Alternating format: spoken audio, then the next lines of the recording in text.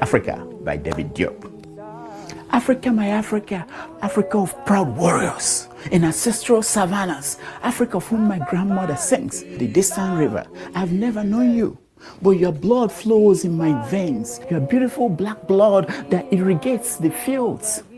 The blood of your sweat, the sweat of your work, the work of your slavery. Africa, tell me, Africa, is this your back that is bent? This back that breaks under the weight of humiliation? This back trembling with red scares and saying yes to the whip under the midday sun? But a grave voice answers me. Impetuous child, that tree, young and strong, that tree over there, splendidly alone amidst white and faded flowers. That is your Africa, springing up anew, springing up patiently, obstinately, whose fruits, bit by bit, acquires the bitter taste of liberty. Whose fruit, bit by bit, acquires the bitter taste of liberty.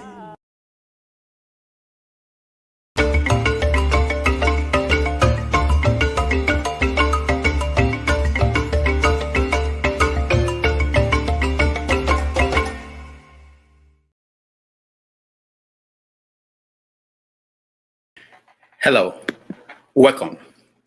It is Palm Sunday. That is when Christians all over the world remembers Christ's triumphant entry into Jerusalem. It also marks the beginning of the Holy Week and what is considered the final days of Christ on earth. In my hometown, it's still going on after many years. Here is the video of what happened today in my hometown a few hours ago.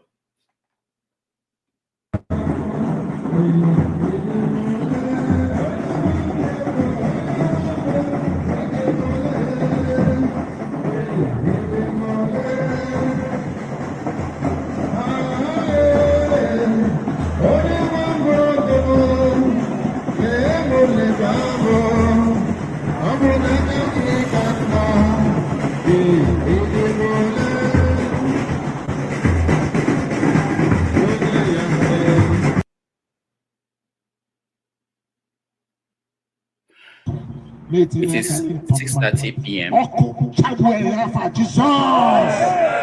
Father, arise, triumph over everything noble. Triumph over everything noble. Let there be doors for prosperity. Let there be open doors. Let there be open heavens for your children. Father, we pray in the name of the Father and of the Son and of the Holy Spirit. Amen.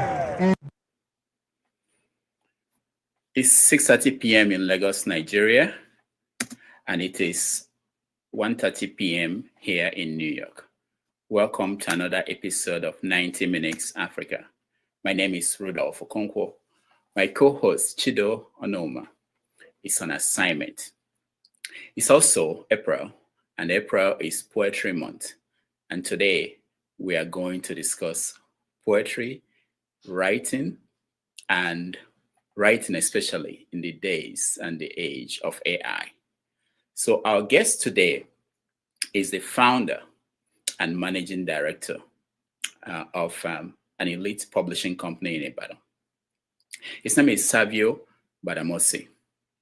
He has overseen the publication of award-winning literature, with two of his authors receiving the prestigious Nigerian Literature Prize, which is gives you $100,000. One of them is Jude Idada in 2019 for his book, Boom Boom. And the other one is Olubunmi Familoni in 2024 for The Road Does Not End. In his own journey, Gbadamosi's poetry collection, a tributary in Servitude, won the Association of Nigerian Authors Prize for Poetry. His work continues to resonate widely His poems are seen in collections, anthologies, one of which is Where the Light Enters You. You can see it in numerous journals and anthologies published around the world. A poet, writer, publisher, and cultural curator, Servio Gbadamosi, now joins us to talk about poetry, writing, awards, and writing in the age of AI. Please join me. All right, welcome to the show. Good evening, Rudolph. Yeah. It's a pleasure to see your face again. Yeah, nice to have you. For those who are watching. And to our audiences around the world, it's truly a delight to be here today. I hope that we have a good time together talking about the things that matter most, some of the things that matter most to us in this age. Yeah, let me start by saying, as a public disclosure, that you are the publisher of my book, This American Life, Nigerian publisher of This American Life. So I have to put it out there. So I'll be nice to you. Because you see, when people start commenting, they say, "Oh, because you know him, that's why you." All right. So, thank you so much for. But then I am not a politician, so I have nothing. Yeah, you're not. You don't have anything to hide. There are no skeletons in my cupboard. There's nothing to hide. All right, let's see. When we start digging in, we see what we can find. Okay. Anyway, I received a 2 or 3 page profile of you that some of my researchers sent to me, and I was reading and I was thinking, what? I didn't know this. What? Anyway, I'm just kidding. I'm just kidding. Yeah. All right, let's start from today. Today is Palm Sunday, and I was surprised. I played that video. I got it from my hometown. Somebody sent it to me. I didn't know they still do what they were doing some years ago when I was a kid. And I wanted to know, where are we? Where is, did you go to church today? Christianity in Africa, where is it? Well, okay, the video you played earlier from your hometown, that's a Catholic church procession, right? I don't know. I hope it's the Catholic. I hope it's the Anglican. I don't know. I'm Anglican. I'm not Catholic, so I'm not sure which one. Okay. But it's one of those. They all do that. All the churches do that now. So. What you did? Oh, okay. So I am part of what you call the charismatic Pentecostal movement in Nigeria. So we don't do that kind of procession. But then there was something that at the end of the service, because my children, there's always the children's section in churches is always different from the main church. So when my children left their own church at the end of the service, they had palm fronds that had been modeled into the shape of a cross around their neck, and then so they had my eldest. Yes, they made it into a sort of necklace. Okay. So it's so the cross-shaped palm frond was more like a pendant. Was more like a pendant. So both of them had it on their neck, and the eldest one was telling me, that they didn't have Bible teachings today, that they were telling them stories of Jesus's birth or Jesus's death, and that they taught them how to make the cross using the palm fronds. So when you say, first of all, when you say Pentecostal, you mean you can mention the church? Is it? Okay. I can mention the church now. I attend the Bridge. I attend the Bridge Network. It's here in Ibadan. It's founded by Pastor Francis Madojemu. Yeah, that's the church that's the place I worship. But of course, what I meant is it's a very unconventional church in the traditional sense of what Nigerian Christianity is considered to be. So a lot of those things that are the typical traditions that other Christians are used to are not really considered necessary for us, because there's a lot of liberality. The church is founded on the principle of empowering each member of the church to be able to know God for themselves, for you not to be dependent on your pastor for help in whatsoever way, whether spiritual or otherwise. So you expect to develop and nurture a personal relationship with the God whose love you profess, whose injunctions you claim to follow. And so when you have that personal relationship, you can go to him. It's more like a father-child relationship. I don't need to sing praise and worship and roll on the ground and scream myself to death before my father pays attention to me. Before he pays attention to me, because I am his child anyway. If I need something, I don't have to go around and clapping and flying. I can just talk to him because there is a relationship. And even without me saying a word, he can read my mood because we are friends. We have a relationship. If I see my wife or if I see my daughter's mood or attitude change on a particular day, I should be able to detect that something is amiss, that something is wrong, because we have that bond, because we have that relationship. So that's one of the tenets that the church is founded on. You being able to build a personal relationship with God for yourself. When it's time for you to pray, when it's time for you to talk to him, you don't need any intermediary necessarily. You don't necessarily need it. You're supposed to be able to read and understand and interpret and apply the scriptures for yourself and for your personal life and personal affairs. And he encourages us a lot to say, okay, you don't just come here to listen to teachings Sunday after Sunday, Bible study after Bible study. These are practical things that you're supposed to go out there into the world and execute. Pick a corner, pick a passion, pick an interest, pick a field, and go into that field and see how you can make a difference. Yes, you may not succeed in actually changing the entire world. But of course, in that little corner where you're situated, everybody that comes into contact with you would know that you're a person of substance. And that influence that you carry, that influence, that beauty, that glory is going to just shine forth. That light is going to shine forth, and they are going to partake of it. So, so looking at what you just described and the nature of that church, when did you start going to that church? Okay. So it was established in 2020, 2007. 2007. So that's I was one of I've been there all along. I was an undergraduate. Was there any kind of frustration from other churches that made you move to this one? Okay, so okay, I guess I did diploma first. I was first a diploma. I did a diploma in mass communication for 2 years. First at the Olabisi Obanjo University.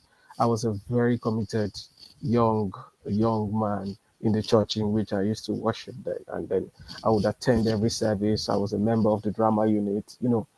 Always staging plays, scheming and plotting and planning, all of that. Very devoted. But at a point I began to, and this was year 2002 anyway when I got into that school. So it was the age of motivational speaking in Nigeria, right at its peak.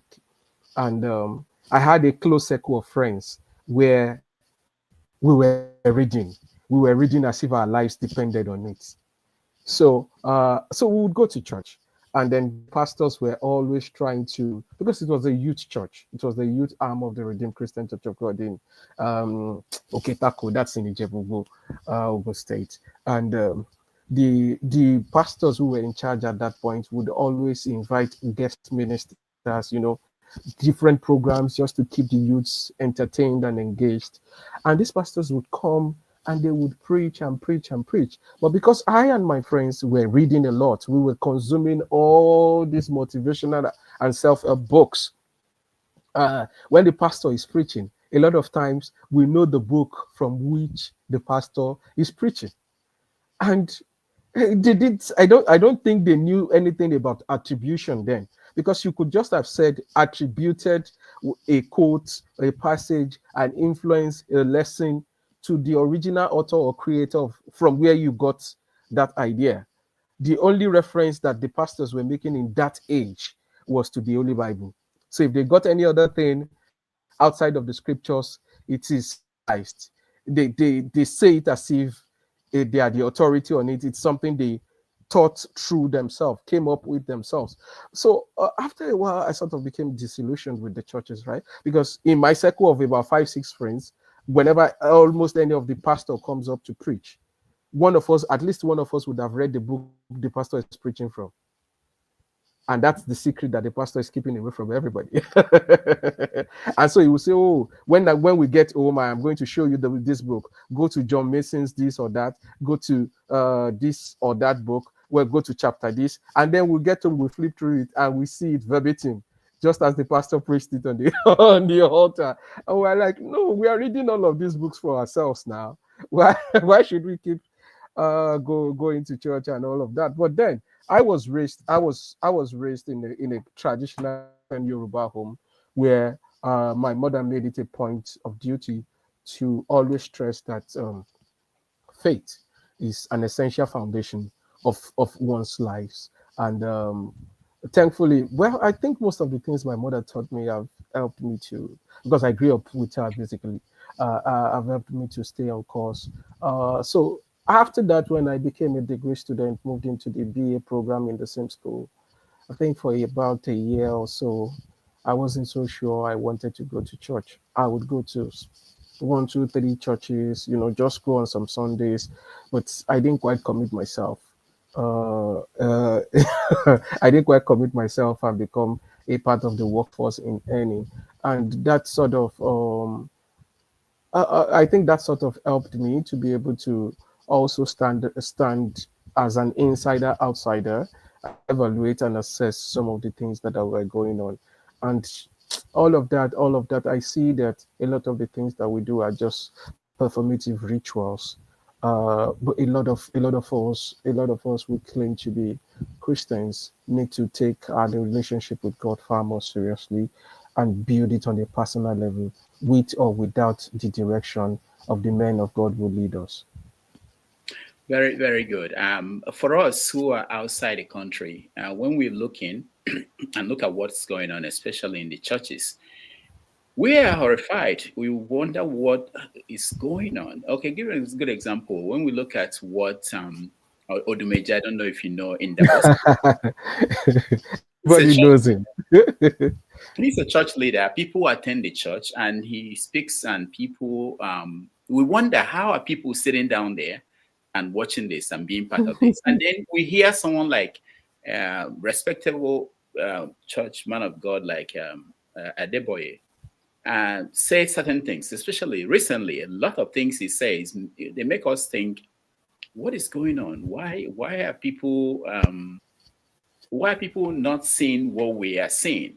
So I want to, ask you, is it a factor of being in that environment? You were lucky. You were talking about your transition and how you move. Not everybody can do that. Not everybody is reading books, being able to understand what is going on in the environment where they are, being able to question what the pastors are saying. What happens to people who do not have the skill set to say, I have to keep this aside, instead of me to think about going to the moon to attend a church meeting in years to come? How do they make that decision when they don't have the skill set? I'm thinking about people I know in my hometown who basically accept everything the pastor is saying.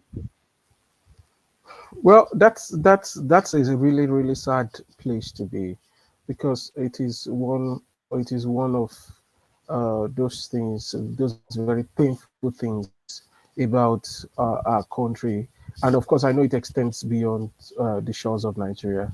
Um, I really don't know what the way out for people like that is. I don't know.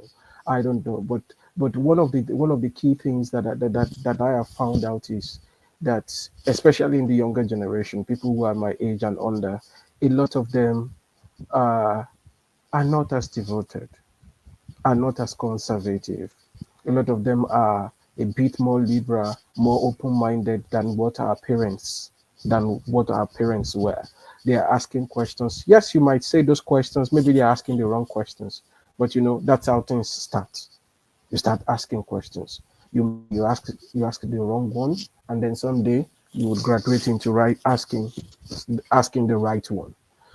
So I think we need to also we first education, education, education, education. And I know that on the hierarchy of needs in a country, in an underdeveloped country like Nigeria, how much of the national budget goes into education every year? Uh, Education is not a priority, and even the quality of it, where and when it is available, can be questioned. But I think that education is one of those things that helps you open up your mind, that teaches you how to think.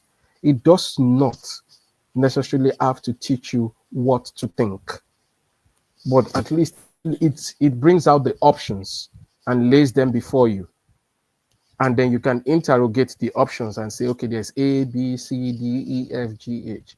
What are the advantages, merits, demerits? Have you compare, contrasts? And in that whole process, questions will arise, doubts will set in.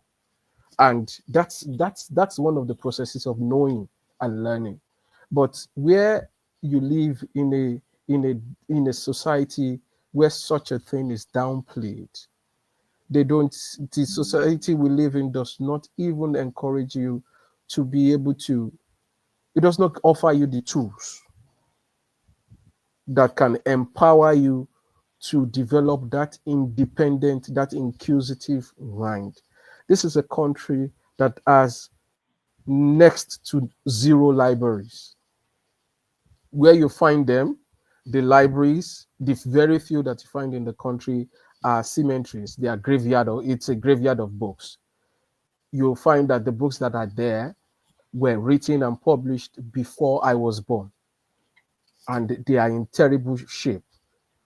A lot of times you can't even sit in some of these so-called libraries and to read, because you'll just be sneezing and sneezing and sneezing, and then it's terrible conditions that you have out there. So if I don't have access to books, if nobody teaches me right or what the difference between right or wrong, if all I have to do is just carry out orders, my daddy says stand up, my mommy says sit down, they keep telling me what to do, how do I develop that presence of mind to be able to question? Every time I question, the society says, why are you bothered about that? This is how it was before, in the days of your great grandfather. Your grandfather lived the same life. Your father is living the same life. Your mother is living the same life. What makes you think you can escape the rat race? This is what you are born into. Uh, but then there is an advantage that I think that a lot of the younger people do have, that of course it started in my own days, and that's the blessing of technology. That's the blessing of the internet. In my days, I taught myself through going to cyber cafes. I taught myself to use a computer. I would go into cyber cafes. I would pay for night browsing. I'll pay for night browsing. That's how I got to open an email. That's how I started writing to some pen pals on penpal.com, which was in vogue in the early 2000s. That's how they began to tell me and provide education about their experiences in school. And with all of this now, social media, it's a lot more developed now. Now you have 4G, 5G technology. You have internet, satellite-based internet that's faster, and you can see things in real time as they are happening in different parts of the world. Now, how much of time you devote to that would depend on your interest and what you want to use the tool and the opportunities that the internet and technology affords, that what you want to use them for.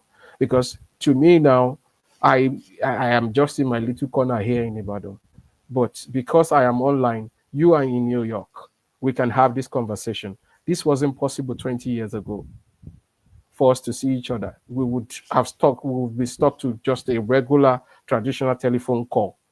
But now we can see each other. You can see me. I can see you. People from different parts of the world who are tuned into this show can also see and engage us in this conversation. So, for example, let's say I'm interested in robotics, and which is something that is relatively new in this part of the world, and it's very hard for you to find schools and places where you could walk into and learn about it. But I can go on YouTube, for example, if that is my interest. I can find relevant videos for all age grades. For all age grades, step by step, I can expose myself to that knowledge. One of my teachers at the University of Ibadan, at the Institute of African Studies, Professor Shola Oloriyomi, there's something that he reiterated over and again in his classes, that this is the first time in human history where both the teacher and the student have equal access to knowledge. It has never happened before in human history. Whatever technology, and technology has been an enabler of that. So if I'm interested in anything, regardless of the rot, the underdevelopment, the limitations of the environment in which I constantly live, as long as I can manage to get access to the internet, I can at least, even if it is an introductory level of knowledge into that area of interest, I would be able to get it. And it also helps me to be able to say I want to search for opportunities along my lines of interest. These are things that were difficult before. Difficult. You have a lot of Nigerians now in different countries of the world studying and doing fantastic things.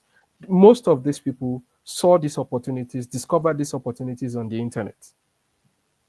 They put their CVs together, applied, and they got the opportunity. 20, 30 years ago, yes, Nigerians were still getting opportunities, but it is not on the same scale.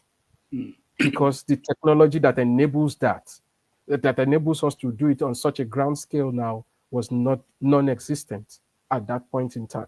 So I think that in as much as, except for the extremely poor amongst us, who are largely not metropolitan or cosmopolitan, who reside in the rural areas, those ones have limited access.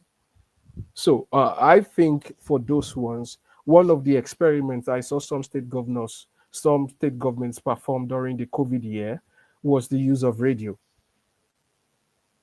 Classes were taught using radio. They were able to reach students, primary school, secondary school, from wherever they are.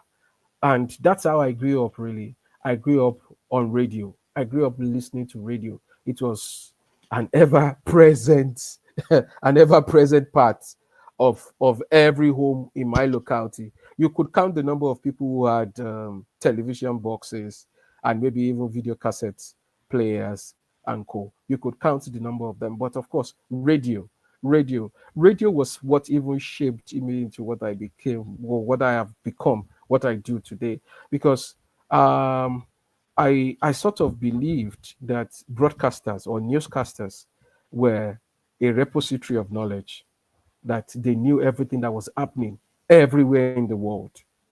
And at dedicated times of the day, they would just come and tell us, oh, this is happening in Bosnia, this is happening in Yugoslavia, this is happening in Somalia, this is happening in Kano, this is happening in Maiduguri, And so at the point when I was in junior secondary school, they were asking me what I wanted to be. They wanted me to be maybe an engineer or a doctor or something. So they wanted me to go into the sciences. But I kept asking, I said, look, I love these newscasters. These people who come at every point in time to tell you a bit of what is happening in the world. So I started asking, do these people go to school? They said, yeah, they go to school. I said, oh, okay. If they go to school, what do they study in that school? They said, oh, journalism, oh, mass communication, and all of that. I said, so those people who study mass communication, do they go to science? Are they in the sciences or arts or commercial classes? They said, oh, they go to arts class. I said, go to arts class. So they took me to a number of counselors who were trying to dissuade me from doing that. But that's it. Radio was just listening to radio for those vital years in my in my preteen and teenage years was what helped me to choose this direction that I am currently on. So if it had that kind of impact of me, I want to believe that it can. That's an indication of how much power it wields. Okay, we will get back to your career, your how you became who you are today. But I want to press a little bit more on the issue of religion because it's connected to literature. I want to play a video for you and then get your take on that. It's an old video, but it's important. Okay. Okay, it's coming on. Our technology here is still behind. Because I was just reading Pastor Adeboye, who has just said that he wants to establish more churches so that everybody can have a church within a walking distance. Now, fella sang about religion and the danger of religiosity as opposed to spirituality. Now, Okoye Akadina Okoye has just given a beautiful reply this morning that what Adebayo is talking about are business centers, not religious institutions. All right, that was Femi Falana. I don't know if you watched that video when it happened. I brought it up because I remember it. There are two options. Some people can go the path that you went, and some people might be disillusioned entirely on the whole venture about religion. And in the writing field where you are, you find a lot of writers who have turned their back on religion for many reasons. Some of them believe that that the West that brought Christianity, especially, and even Islam to Africa, that they did a lot of damage to our people. So how do you, as a writer, someone who is a publisher and you deal with writers, how do you navigate that concern? Because I can mention so many writers that we know who are today not professing to be Christians or Muslims. A good example is the one that everybody knows, Wole Soyinka, who just turned 90. Okay, so for me, in the field of writing, I don't go looking for religion. I don't go looking for spirituality or dogma, or even sometimes ideology. One of the first things I look for is the quality of the writing in itself. The quality of the writing and what the writer is trying to achieve with that particular piece. When I am able to get into that understanding, it helps us in making a decision as to whether to go forward with that particular project or not. Now, we know that as artists, as writers, we're supposed to ask questions. We're supposed to question the norm. We're supposed to challenge the society, or like as Nina Simone says, we're supposed to hold up a mirror. We're supposed to hold up a mirror to the society and let it see how well or not it is doing. And as long as that is expressed beautifully in any art form, I think I'm comfortable working with it, regardless of the spirituality or the religion or the ideology that the writer professes or not. So I try a lot of times to separate the personal lives from the personal lives of the writers and people I work with from their writings. Of course, I know that it's difficult to make a clear distinction because one informs the other. But of course, the manuscript is the project before me to examine, and not the life of the writer that wrote it. Now, long ago, we saw the publication of Towards the Decolonization of African Literature. And I went back to look at it, and I was happy that it says 2 words. So it hasn't happened. Has there been, are we still working on it, or is it abandoned?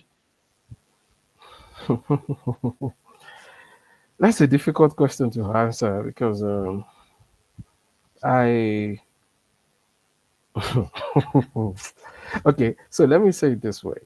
There is the ideal, there is the ideal, the ideological, and there's the expedient business decisions that people like me who are in the creative industries have to make per time. So what is happening in one of the things happening now is the fact that, of course, the West is producing very big platforms for our writers, and they are making for our creatives, and they are making the best use of it. They are going out there into the world, taking advantage of every platform, every opportunity there is, and they are shining. They are shining. They are shining. Beautiful results, winning prizes, publishing to international acclaim, and all of that. So it's beautiful. It's something I like to see. But then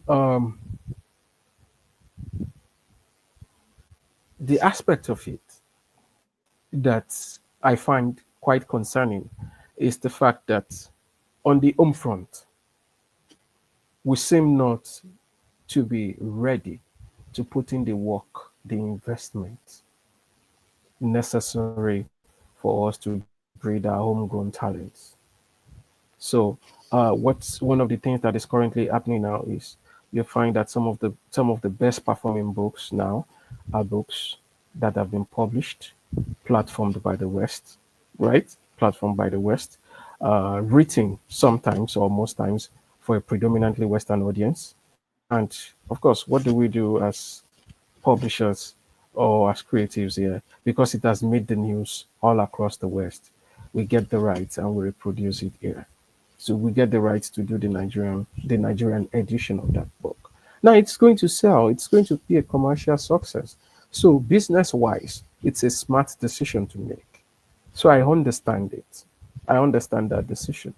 But I also understand the need for us to be able to say, okay, these are people, there's an abundance of homegrown talents that are crying out for nurturing and development, that are crying out and seeking platforms, both nationally and internationally, that we also need to work with. Because I sort of fear that if things continue this way, what we are going to find is the story of the African diaspora and not the story of the African.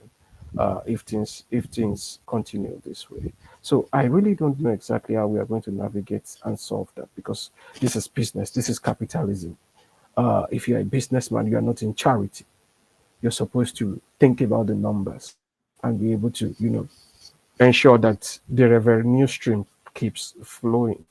But it's also it's also concerning that, for example, we don't have I don't know of very popular educational institutions in this country that have programs meant to help writers and creatives really hone their talent in line with the times. And, you know, like MFA programs that I read that the West is reputed for, that our people keep going for. And it's a different taste, it's a different audience that they write for. The publishers in the West are looking for books that would resonate with the audience markets that they have. That's how business works. That's how business works. And so we then end up being consumers of that. And there are times when, especially when they write about local things that we experience on a daily basis, you see some of those descriptions and you just laugh and laugh and laugh, because you know that the person is writing and describing that thing for an Oyibo audience. Because we know exactly what that thing is, and how we present it and how we discuss it, how we represent it in our day-to-day activities. But the person then does a watered down version of it, tries to equate it with something in the Western experience. So that the audience over there can relate with it. Now, I understand that that's how business works. That's how business works. But my desire is also that on the home front here, we do not jeopardize the growth and development of talents that are domiciled here. I don't know if I think Yeah, yeah. I guess I've missed a part of your question. No. You explained it well. We are going to get into that in details. I wanted to say that last week I had Hollywood producers and directors here, and they were talking about, they were looking at Nollywood and Mhm. how they could help Nollywood to get wider audience. So already we have platforms like Netflix and other Mhm. streaming services helping Nollywood to be seen across the world. Um, there's something with Afrobeat, on TV, on radio stations here, you hear Afrobeat musicians being played, and most of them are successful that way. What about writing? What is happening with writers at home, even those abroad? Why is it that it's not just a very few of them are, you can say, making a living from writing? What is stopping that from happening? Well, I really don't know. I think it's not a question that is easy to answer. You can't just say it's black or white.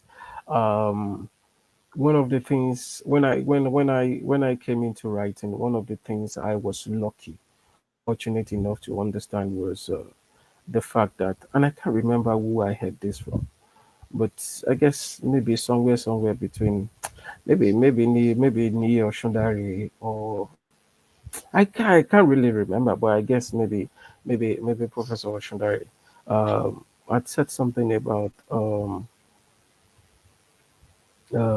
the fact that you need to stay alive for you to be able to write that masterpiece that you so much believe that you were born to write, and that way, and that's one of the reasons when you look back that a lot of them established and planted themselves in the academia, where they could read, they could teach.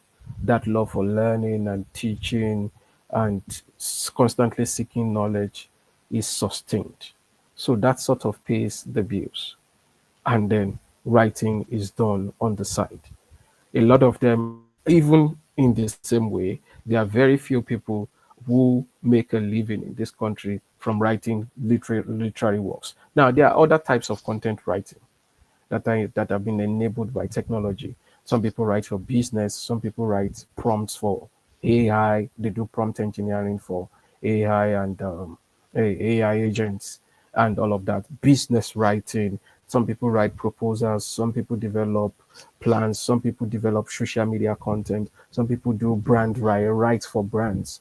Now, those are the high paying parts of writing that some writers have been able to add to their own creative writing.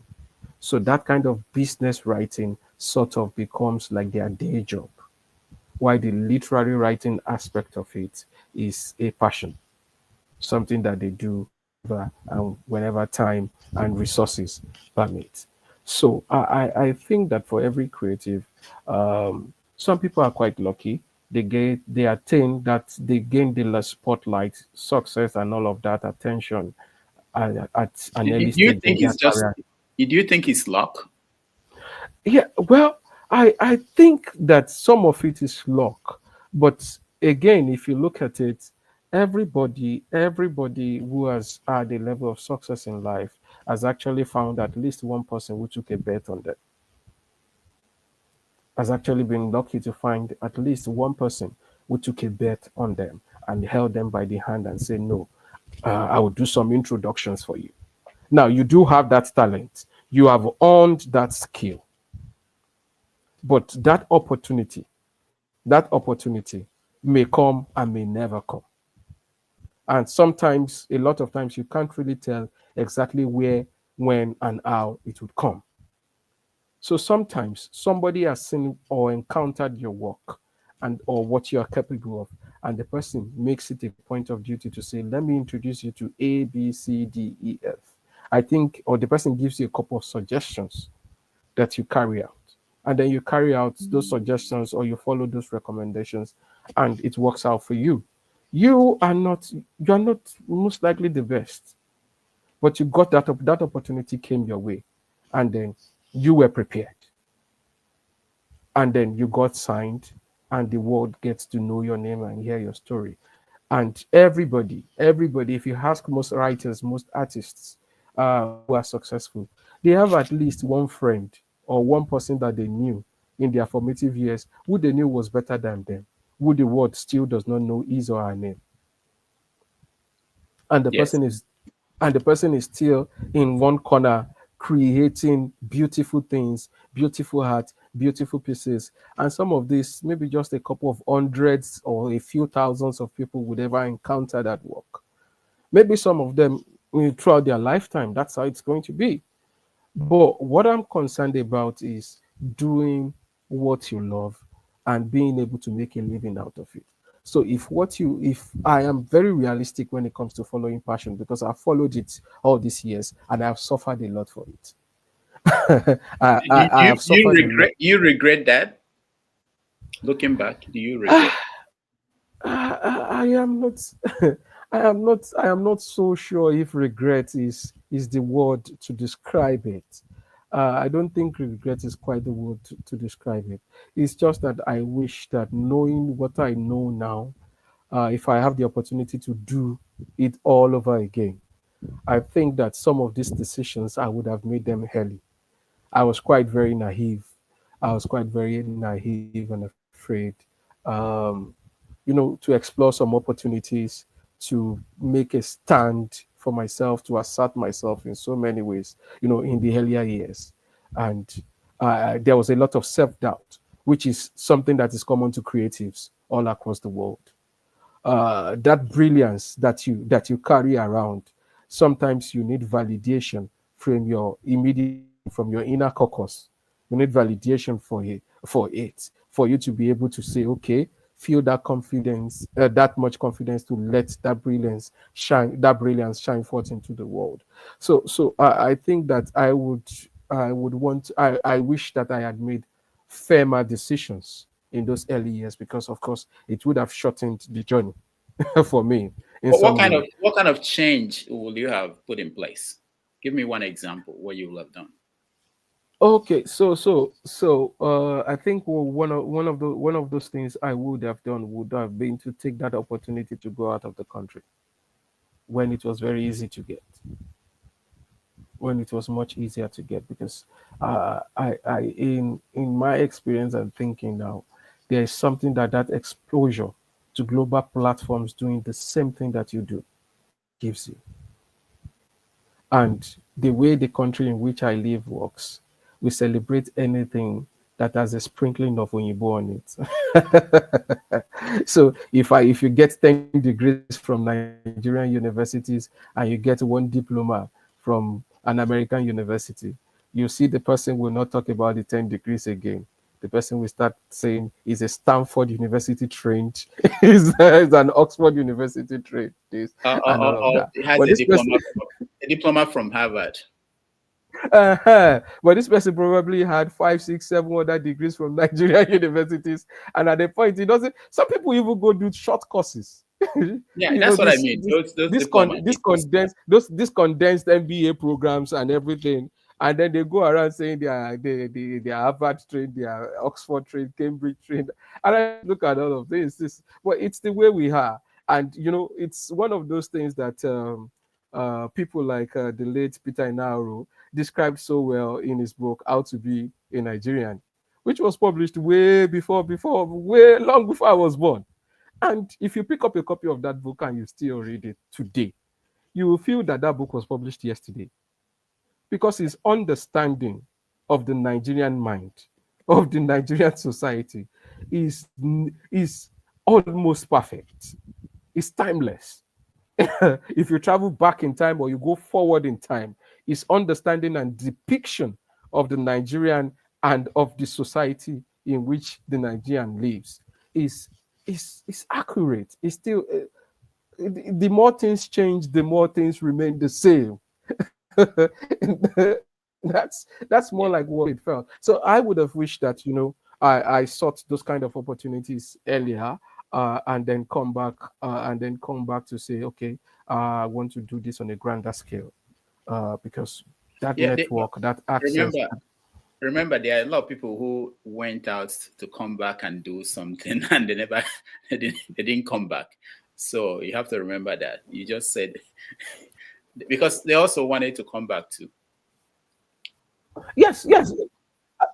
Yeah, I understand all of this, right?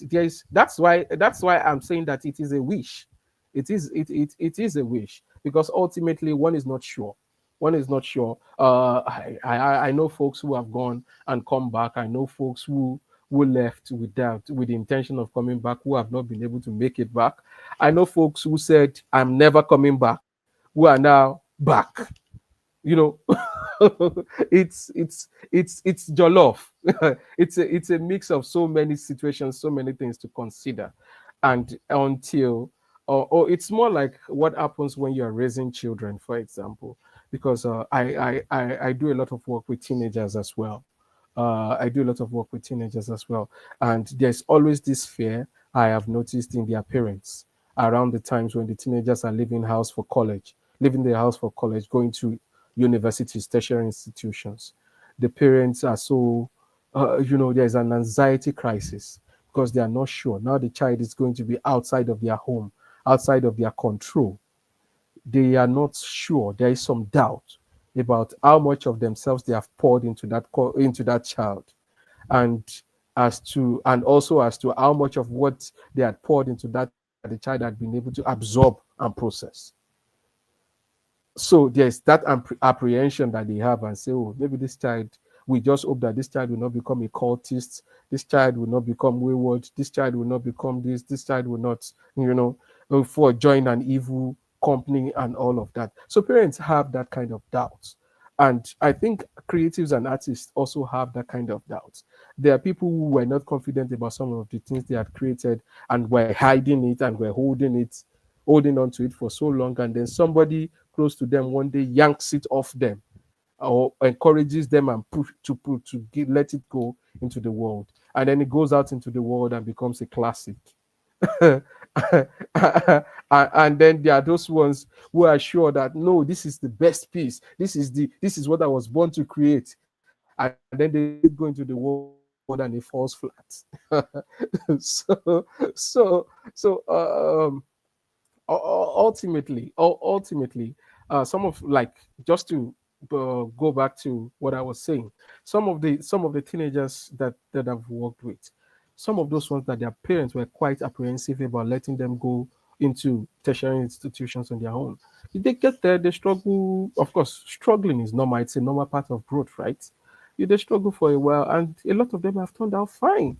And now some of them are graduates, and they are doing fantastically well in their the areas of interest and specialization. And the parents look back maybe after 5, 6, 7 years and say, yeah, I got that one right. I got that one right. So it's the same for us in life too. Sometimes when you are making these decisions, you have to know that you can only connect the dots looking backwards. You are making these decisions here and now, but when you then, in the light of years, you can then look back and assess how far you've come and what results you have gotten. So one can only pray and hope that when we're in the heat of the moment, when we are making these decisions, that we get it right. Okay, so we are going to take a break. When we come back, we are going to have people join us to talk to you. But also, I want you to talk about Chimamanda Adichie Wole Soyinka and what it's like publishing writers who are winning awards, even at home. And then you read maybe a poem for us. That would be interesting. Okay. But as we go on break, I want to play. We tried to get President Tinubu to read a poem for us, but he couldn't. He was very good.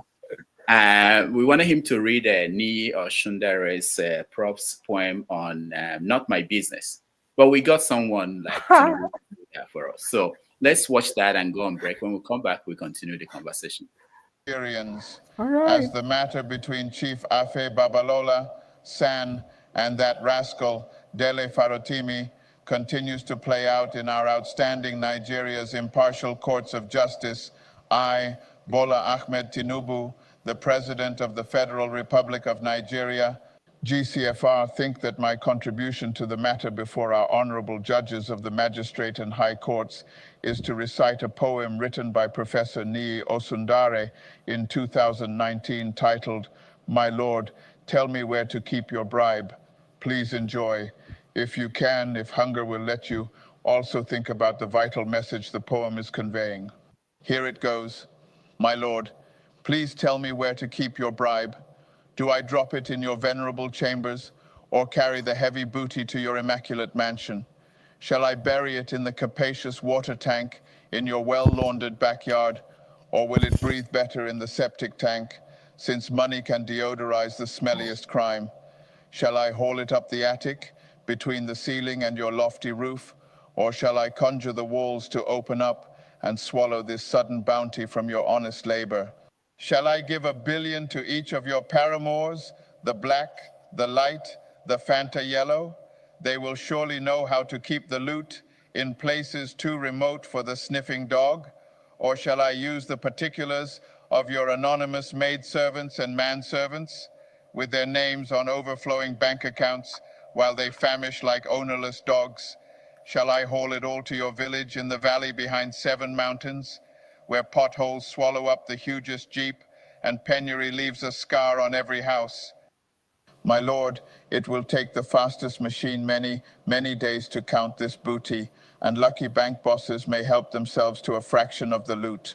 My lord, tell me where to keep your bribe. My lord, tell me where to keep your bribe. The last hope of the common man has become the last bastion of the criminally rich. A terrible plague bestrides the land besieged by rapacious judges and venal lawyers. Behind the antiquated wig and the slavish glove, the penguin gown and the obfuscating jargon, is a rotten riot whose stench is choking the land. Behind the rituals and roted rigmaroles, old antics connive with new tricks. Behind the prim and proper costumes of masquerades, corruption stands naked in its insolent impunity, for sale to the highest bidder. Interlocutory and perpetual injunctions. Opulent criminals shop for pliant judges, protect the criminal, enshrine the crime, and election petition tribunals. Ah, bless those gold mines and bottomless booties. Scoundrel vote riggers romp to electoral victory. All hail our buyable bench and conniving bar. $1 million in their lordship's bedroom. €1 million in the parlor closet. Countless naira beneath the kitchen sink. Our courts are fast running out of Ghana must-goes. The temple of justice is broken in every brick. The roof is roundly perforated by termites of graft. My lord, tell me where to keep your bribe. Judges doze in the courtroom, having spent all night counting money and various gifts, and the Chief Justice looks on with tired eyes as corruption usurps his gavel. Crime pays in this country. Corruption has its handsome rewards. Just one judgment sold to the richest bidder will catapult judge and lawyer to the billionaires' club. The law, they say, is an ass, sometimes fast, sometimes slow. But the law in Nigeria is a vulture, fat on the cash and carry carrion of murdered conscience. They kill our trust in the common good. These monsters of mammon in their garish gowns. Unhappy the land, where jobbers are judges, where impunity walks the streets like a large invincible demon. Come Sunday, they troop to the church. Friday, they mouth their mantra in pious mosques. But they pervert justice all week long and dig us deeper into the hellish hole. Nigeria is a huge corpse with milling maggots on its wretched hulk. They pray every day, they pray every night for the endless decomposition of our common soul. My most honorable Lord, just tell me where to keep your bribe. Christmas and New Year around the corner. Have you ensured that your loved ones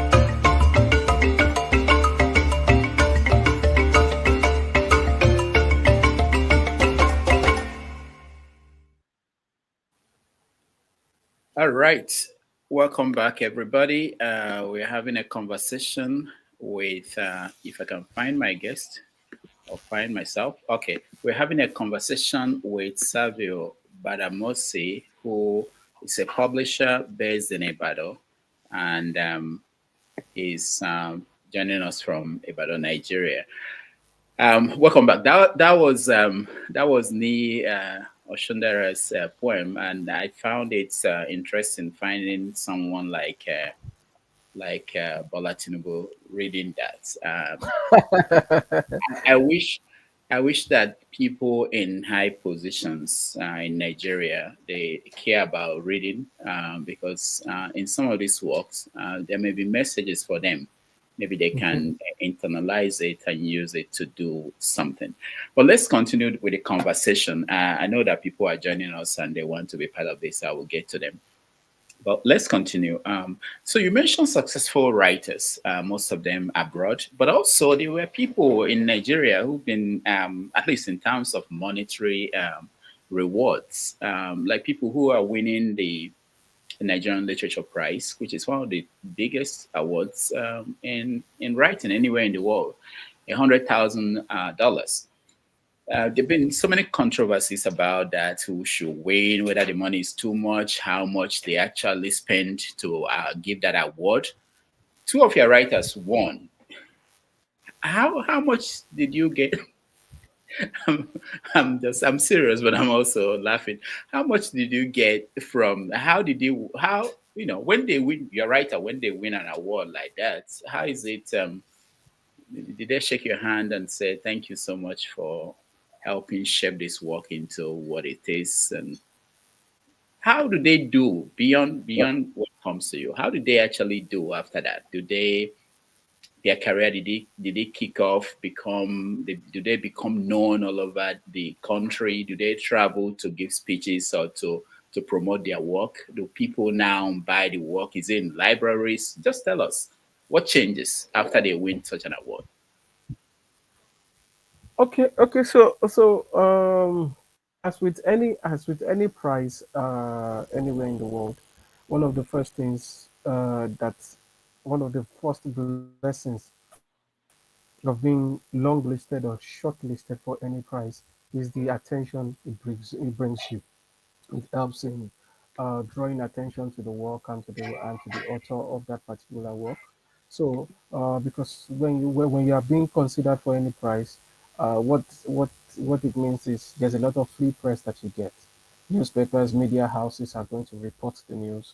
So that is something that would have been a very expensive endeavor for the publisher to say they want to do on their own. But then you get a lot of free press. Everybody's talking about the author, everybody's talking about the book. And because everybody's talking about it, there is also that interest. The interest in the book also increases. The interest and demand for the book also increases. But of course, as much as that increases, you also have to consider the purchasing power of the people in the country, because in the past 1 2 years, books have become a lot more expensive, and I think everybody who understands how the Nigerian system works would understand the reason why it has become very expensive. Because other than the humans that are manning the process of um, production, every single production input is imported into the country when it comes to the bookmaking, the publishing industry. So I think the biggest blessing is that attention that it draws to the book and to the author, and then sometimes depending on the nature and author or the nature of the author Can you too, speak up a little it bit? could I lead to can't hear more you. visibility, more. Savio, we can hear you very well. Can you? Yeah, Is it please. better now? Yeah, good. Yeah, Is it better now? yeah, it's better. Yeah. Okay. So I was saying that sometimes too. Also, it's the biggest advantage of prices, besides the price money that is given, is the free attention and publicity that the book and the author gets. And depending on the nature of the author, it would also lead to lots of invitations and events around the country. It could lead to that. And then it also means that literary agents would come knocking, for example, will come knocking and say, okay, let us see what you have written. Let's say which publishing houses out there in the world we can pitch it to. At least there's no guarantee that you're going to publishing deal elsewhere, but at least they explore that possibility and see what would happen. And in some cases, it could even be that it is not the actual book that won the prize that will give you that international publishing opportunity. It could be something that you have written or that you will write in the years to come. Maybe what you have written now is considered too Nigerian or too African for the Western markets. And they say, oh, okay, because this has won this kind of prestigious prize, we can't say you should go back and revamp it and tailor it to meet the demands or the needs of the other market.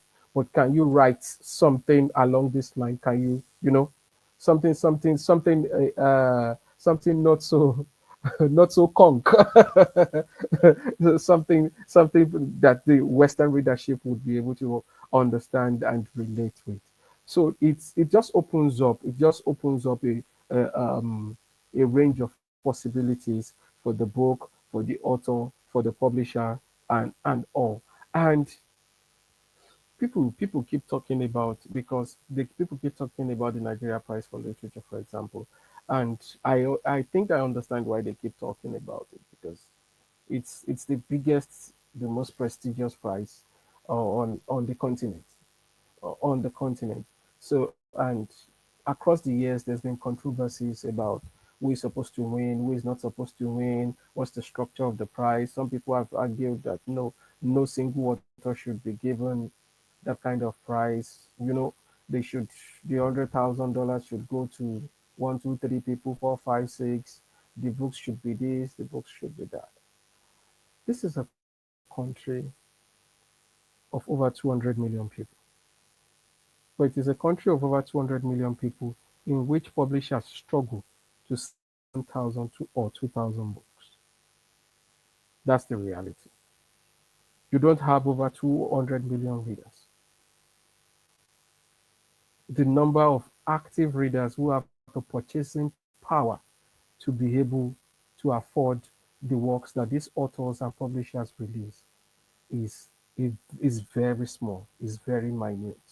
And even that small number is being priced out of existence vis-a-vis if you consider the inflation and the cost of living that Nigerians have been battling for, say, in recent times. So then there is no ecosystem that can encourage a thriving publishing industry in this country. It doesn't exist. I am told that before I was born,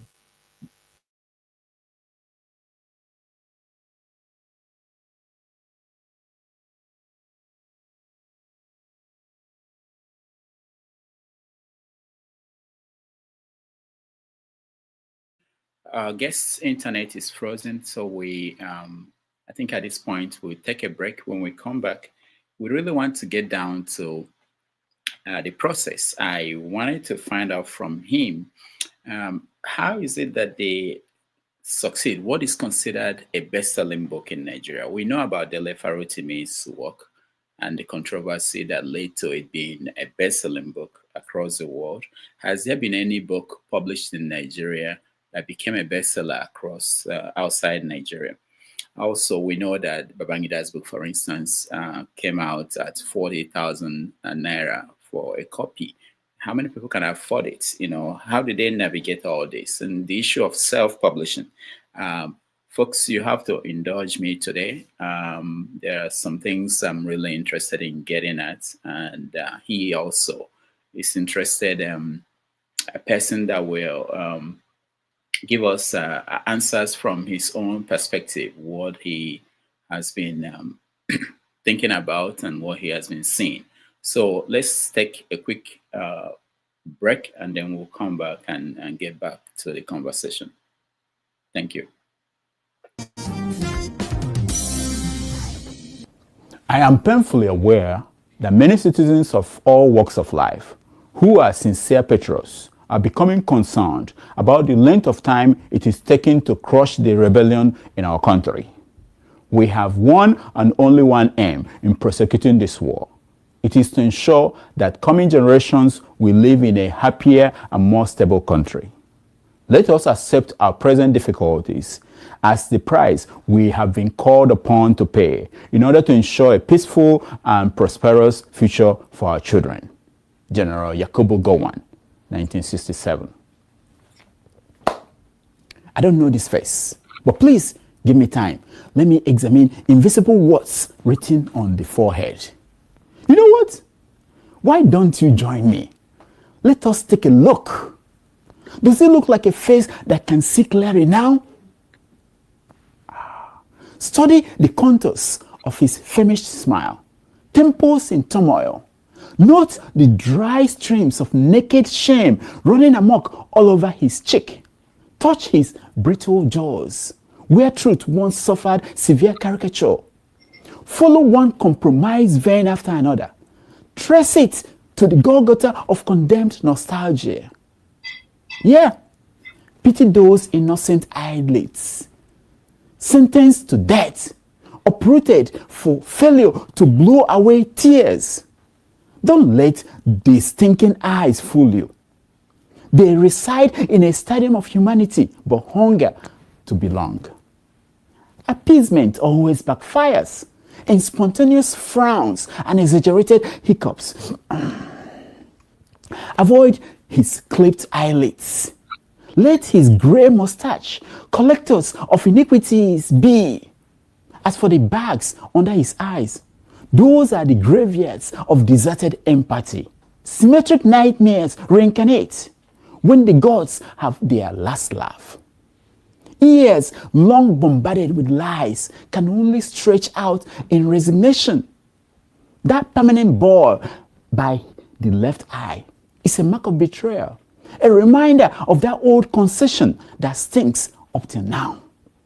Why fury of time attracts reprehension, heaven scowls at acquired giggles.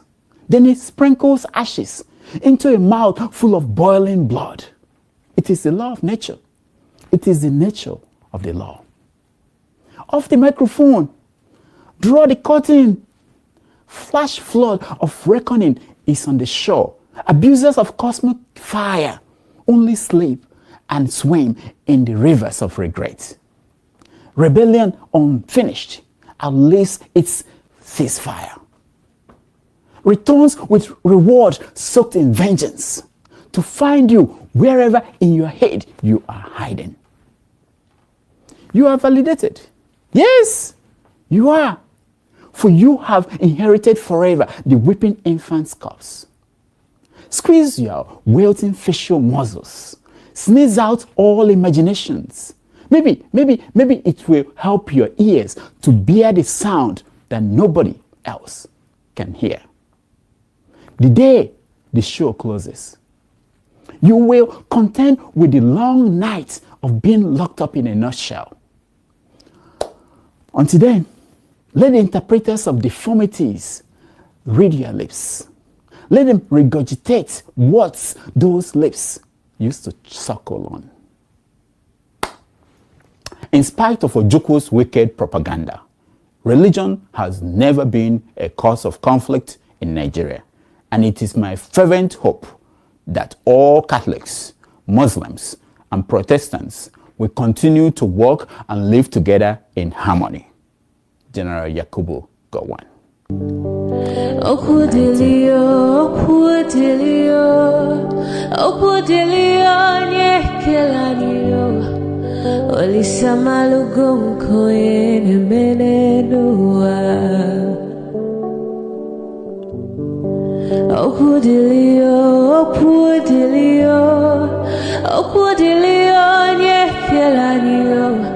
Chukuna malugo yo biadiocha Agaranya chogo kowe bili Agaranya chogo kowe rienio Owe chuku bezie chuku Nuche chukwa busigi fege meo. Nuche chukwa busia ifege melo. Nifo solo ne asi alibazie.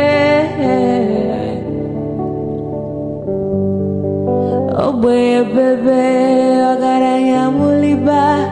Oboye wuru agaranya mebibe solia. Mano garanya wa. Oboye afiozi enipa kwa.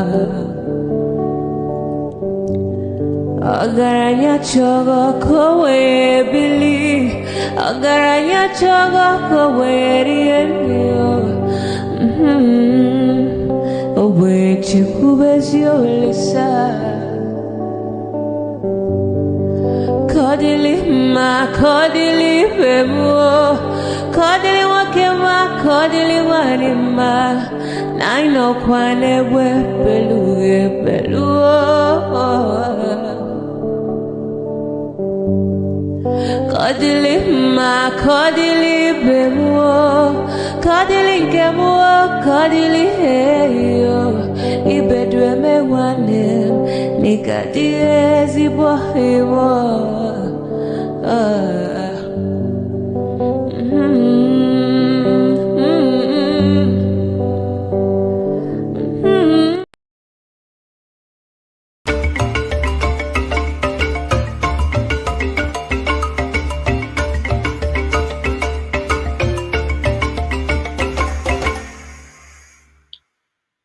All right, welcome back, everybody. We are having a conversation with publisher, writer, award-winning poet, Servio Gbadamosi. All right, before we were cut off by the internet, we were talking about, winning awards and what it does for writers in Nigeria and the controversy around the Nigerian Literature Prize. Anything else you wanted to add before you were cut off? Yes. So basically, of such prices and such institutions, and what I would rather wish that we begin to do is to see how we can better build such institutions, whether privately owned or publicly owned, or but again, let's not. I think the average Nigerian has very little hope or trust in the government, because the arts sector, for instance, has at least 15 federal government parastatals, some of which are also replicated at the state levels. For the arts call for the arts and culture sector, and they have very little and they've had very little impact on the lives of artists and creatives across the country. So when you then have bodies like the Nigeria LNG Limited, who for about I think 20-25 years now have done everything possible to ensure that the price keeps running. Yes, I don't think it's a perfect price, like most things that we do as humans. But I also do not subscribe to the idea that we should crush them and debate them out of existence. What I would rather that we do is to say, okay, what are the merits and demerits of this price and its execution or management of it? And let somebody else across the country. They are not the only institution that have the capacity to set up something like this. Any other person can set up, be they private bodies, be they individuals, can set up prices to address or institutions to address some of these concerns. We shouldn't be looking up to one, two, three prices in a nation of over 200 million people. So that's kind of how I feel. I feel yes, they are doing it rightly or wrongly, but they have managed to sustain it for that long, and that's the biggest. And I know how that price has helped sustain the industry and the lives of some of the people who have been fortunate to win it. But then it is not enough. We need to have others at different levels. Some at the national level, some at the local level. It does not even have to be in dollars. We need to have residencies too, where writers and creatives can go, to create this work, get out of the drudgery of everyday life, and concentrate for a couple of weeks or a couple of months on finishing or starting work on any project that is important to them at that point. They use so fellowships, residencies here and there, and even sometimes travel opportunities too. And travel opportunities, whether it's within the country or even outside, because that's one of the things that a creative mind needs to go out of that routine place for it to experience other peoples, other societies, other cultures, and that could just ignite a spark of creativity in that person. So I think that we need more prices. We need to consciously come together to build a bridge across industries, various sectors of the country, so that our creative industries can begin to thrive better and better. You talked about how the publishing industry works now. The book mostly published in the West, and publishers in Nigeria will struggle to get their hands on it and republish in Nigeria because it helps in terms of guaranteeing that you will sell. I wanted to ask you about this book that just came out, which is Chimamanda's Dream Count. Have you read it? Or the reviews or the comments about the book? Have you? Well, I have not read the book. I have not read the book. I have not been able to get a copy for myself. Of course, I've reached out to, I think, two bookstores. I think I reached out once and they said it wasn't available. But ever since, I haven't really had the time to check up on them again. I am yet to read it, but I've seen some of the comments and reviews online. And I think I would wait to read the book before before I develop any opinion about it. But of course, one can also, if one looks at what Miss Adichie has been writing and doing for over 2 decades now, um, I think it's something I look forward to reading. I would like to experience the book for myself first, and then form an opinion or judgment of it thereafter. Okay, that's true. But let me ask about publishing it in Nigeria. How does it Yeah. work? Do you reach out to a writer that published a book abroad and say, "I'm interested in publishing your book," or do they have to reach out to you? It can work both ways, really. Sometimes what you're looking at, what you're looking out for is a point of contact. So if you have a relationship or you have access to the author, you can reach out to the author and say, okay, I'm interested in this, and then of course the author would then say, okay. For example, if it's an author that is signed to a literary agent, he then says, okay, maybe I should introduce you to my agent to talk. You can have the conversation with my agent, or sometimes it could be one could reach out to the agent directly or reach out to the publisher directly. So it works either way. It depends on who is your first point of contact, and when you that first point of contact should be able to point you in the right direction as to who one is supposed to have that conversation with.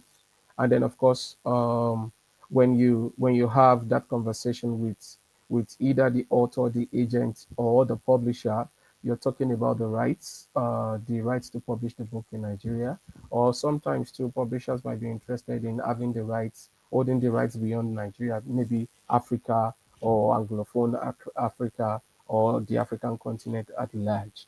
And then they tell you, okay, what the rights and licensing fee is, or sometimes you are able to negotiate and then come to an agreement, and then also the duration of time for which you would have the rights to publish the book, sometimes to the quantity that will be published, and the format is also factored or figured into the contract.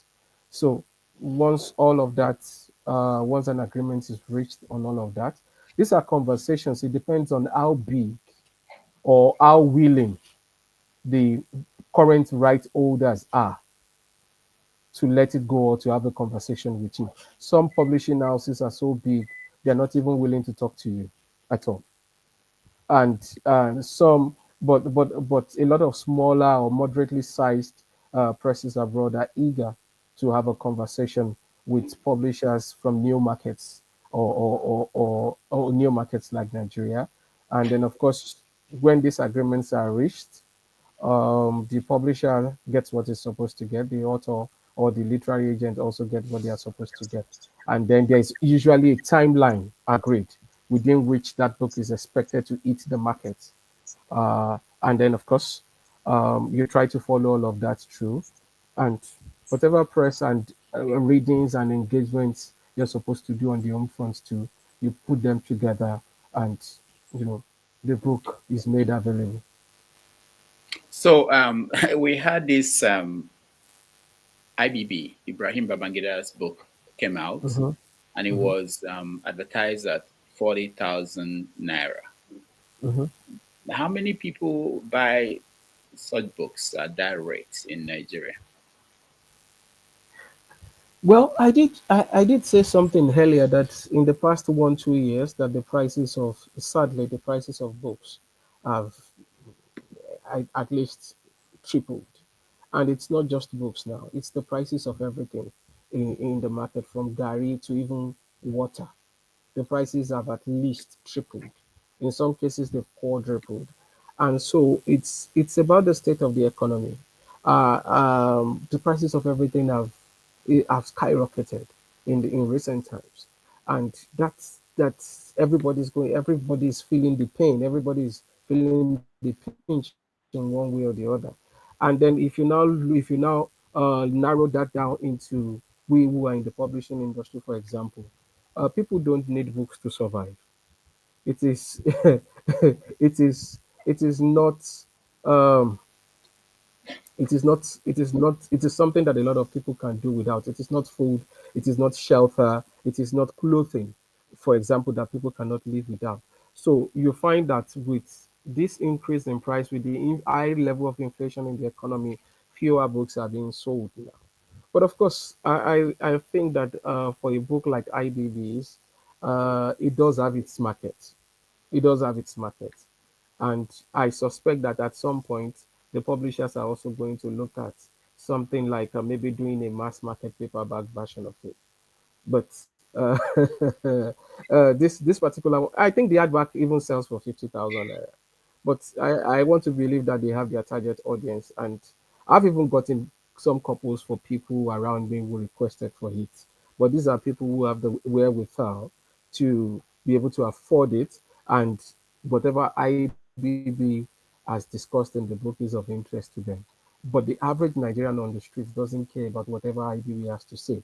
He has lived through or survived all the evils and whatnots that he created directly, and that he has helped entrench in the Nigerian society. So the average Nigerian is a living witness. I don't That book is not targeted at the average Nigerian. So and besides, it's also business for the publisher. They know the economics of costs, what it costs them to get the book produced, to sign him, and all of that. So those are factors of production that, as a consumer, as a member of the public, we don't have control over. That's within the purview of both the publisher and the author to reach an agreement on. But I think that the book has its audience. And of course, you can see from the launch or public presentation of the book, you can see a sizable portion of the audience that it was targeted at. And you know what I mean. Yeah. In the past, I brought some writers here, and some of the things they say, they tend to suggest that there is this competition to have your book recommended for reading in schools in Nigeria. That is essentially one way of surviving, making sure that people will buy that book. How is it like? What's the process of getting books into schools in Nigeria? Is it cutthroat the way they talk about it? Well, this is a dangerous terrain for me because No, eh, I heard that people actually do juju to get their books, knock out other books, and this is this is a dangerous terrain for me because I would not like myself or any of our published titles to be blacklisted by by the powers that be for so exposing there them. are powers that But be. Who are the uh, powers that be? ah, Well. They are organized. They are government agencies that are vested with the power and the responsibility to assess books and decide whether they are fit or not for admission into the school curriculum. You have them at the national level. You have them at the state level. So, but one of the things that we have found is there's a lot of paddy happening in that system.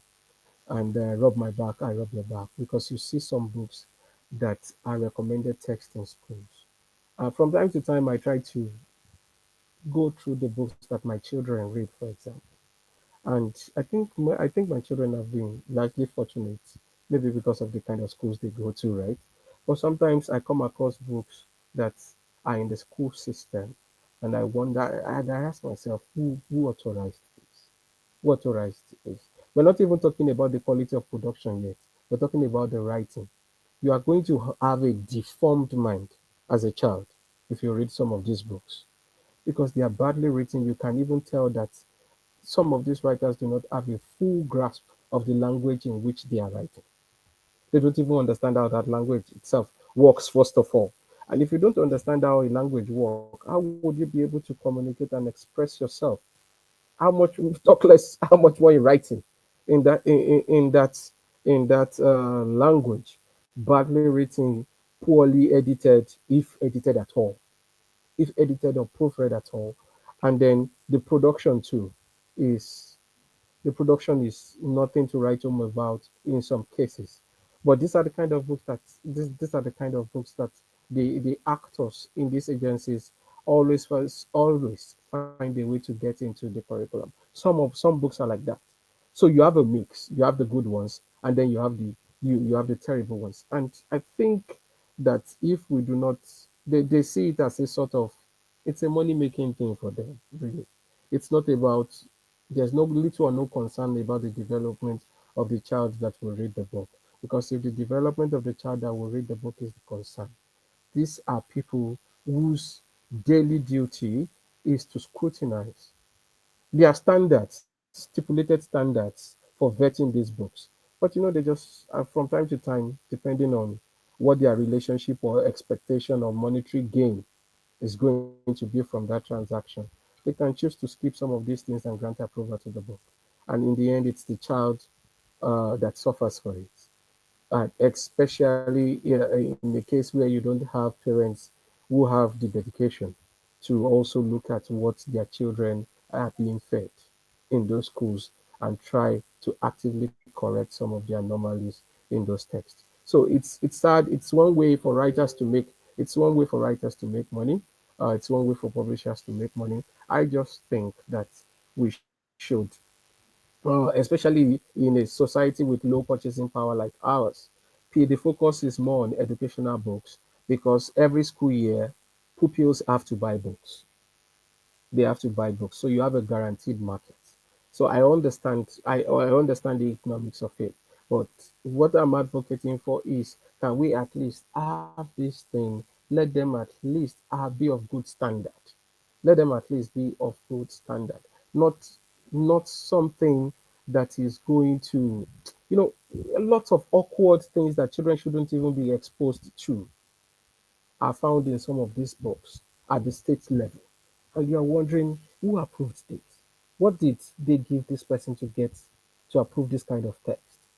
So basically, I suspect that in cases like that, it's basically about the bread and butter. So, a book like And Dele not the Farotimi, interest or development of the reader. all right, a book like Please go on. Dele Farotimi's book that became a bestseller. Is there any lesson that, as a publisher, you learned from that? Why was he successful? Was it because of his case with Afebaba Lola, or is there anything that you learned from it in terms of promotion of works by writers? Well, there's a lesson, but of course, it's not a new lesson. Everywhere, controversy sells, scandal sells, sex sells, and basically, Dele to me has been a public figure for a while now. He's been a public figure. This is not his first book. His other books have also done well. Now you might say, well, it does seem that this is the biggest of them all because of the circumstances surrounding it. You know, the court cases, the arrests, and all of that. I think that that sort of helped the book to gain more momentum and get more sales. But all the same, too, it's the same thing about biographies or political or books written by politicians. There's a lot of buzz around it because they talk about scandal, they talk about, even though some of these things, if you're a Nigerian who lived at the same time, you can question them because you know that the account of some of these things are made up. But sex sells, controversy sells, scandal sells, and all of this. And I think that one of the the person that challenged the book's publication and took him to court for it is also somebody who has been in the public eye for decades. Do you understand? Almost every Nigerian has known or heard of him. So the court case and everything helped. The media publicity around it helped in drawing more attention to the book. Delivery Odumi and his publisher would have had to pay maybe billions to get that kind of press coverage. And nobody has that kind of billions to spend on promoting a single book. But they got it for free because it became a sensational case, and everybody wanted to get their hands on the book before the court actually gave that injunction that it is not to be sold anymore. So also there are lessons, but of course there are no new lessons. There are lessons that anybody who is in the book trade already is already familiar with. Scandal sells, controversy sells. Say something, say something. We've seen it time and again in some No, of no, the books some published people by are making businessmen and politicians. some people are making the case that it means that this argument that people are not reading is not true. That Nigerians will read if the books are available, if they are made known that this is a book that they should read. Is that true from your own experience? Well, I think Nigerians read. Nigerians read. The question should be, what do Nigerians read, not whether what Nigerians read. So if you walk right now, if you walk into a standard bookstore in Nigeria, I doubt, and you want to buy a book of, say, fiction, I doubt that you would be able to get any book less than 5,000 naira. You would even be lucky to find any book published in Nigeria or internationally recently at 5,000 naira. Most of these books are now priced between 10 and 25,000 naira. Now, this is a country in which the minimum wage is 70,000, and not all the states have even agreed to implement the 70,000 naira minimum wage. How many of such Nigerians do you think would be able to go to a bookstore and pick up a book for 15,000, for 20,000, for 25,000, even for 10,000? How many of such books would they be able to afford in a month, in a quarter, or even annually? So Nigerians read. There's this thing that we keep talking about, which is the roadside bookstores, the bend down select bookstores that sell used books imported, shipped into the country from different corners of the world. In times past, that was how I got a lot of the books that I read in my formative years. And if you even develop a friendship, a relationship with the bookseller, he would even give you some of these books on loan. You go and read them, and if you don't like it, you return it, or you exchange it, you trade it in for another. So you take the same 5,000, 10,000 naira to that kind of roadside bookseller, and maybe I live with 5, 10, 20 books. But if I take the same 10,000 naira to a regular bookstore, maybe I would live with one or two books. So we don't have a reporting system. There's even no ecosystem. Every publisher, every bookseller is trying on his or her own to build a system that works for them. You don't have a reporting system to track sales and nothing. So how then do you come up with this submission that Nigerians read or Nigerians don't read? A lot of the market is informally structured. So I know that people buy all sorts of books from affordable booksellers. And a lot of these are foreign books. People read lots and lots of books on faith and religion,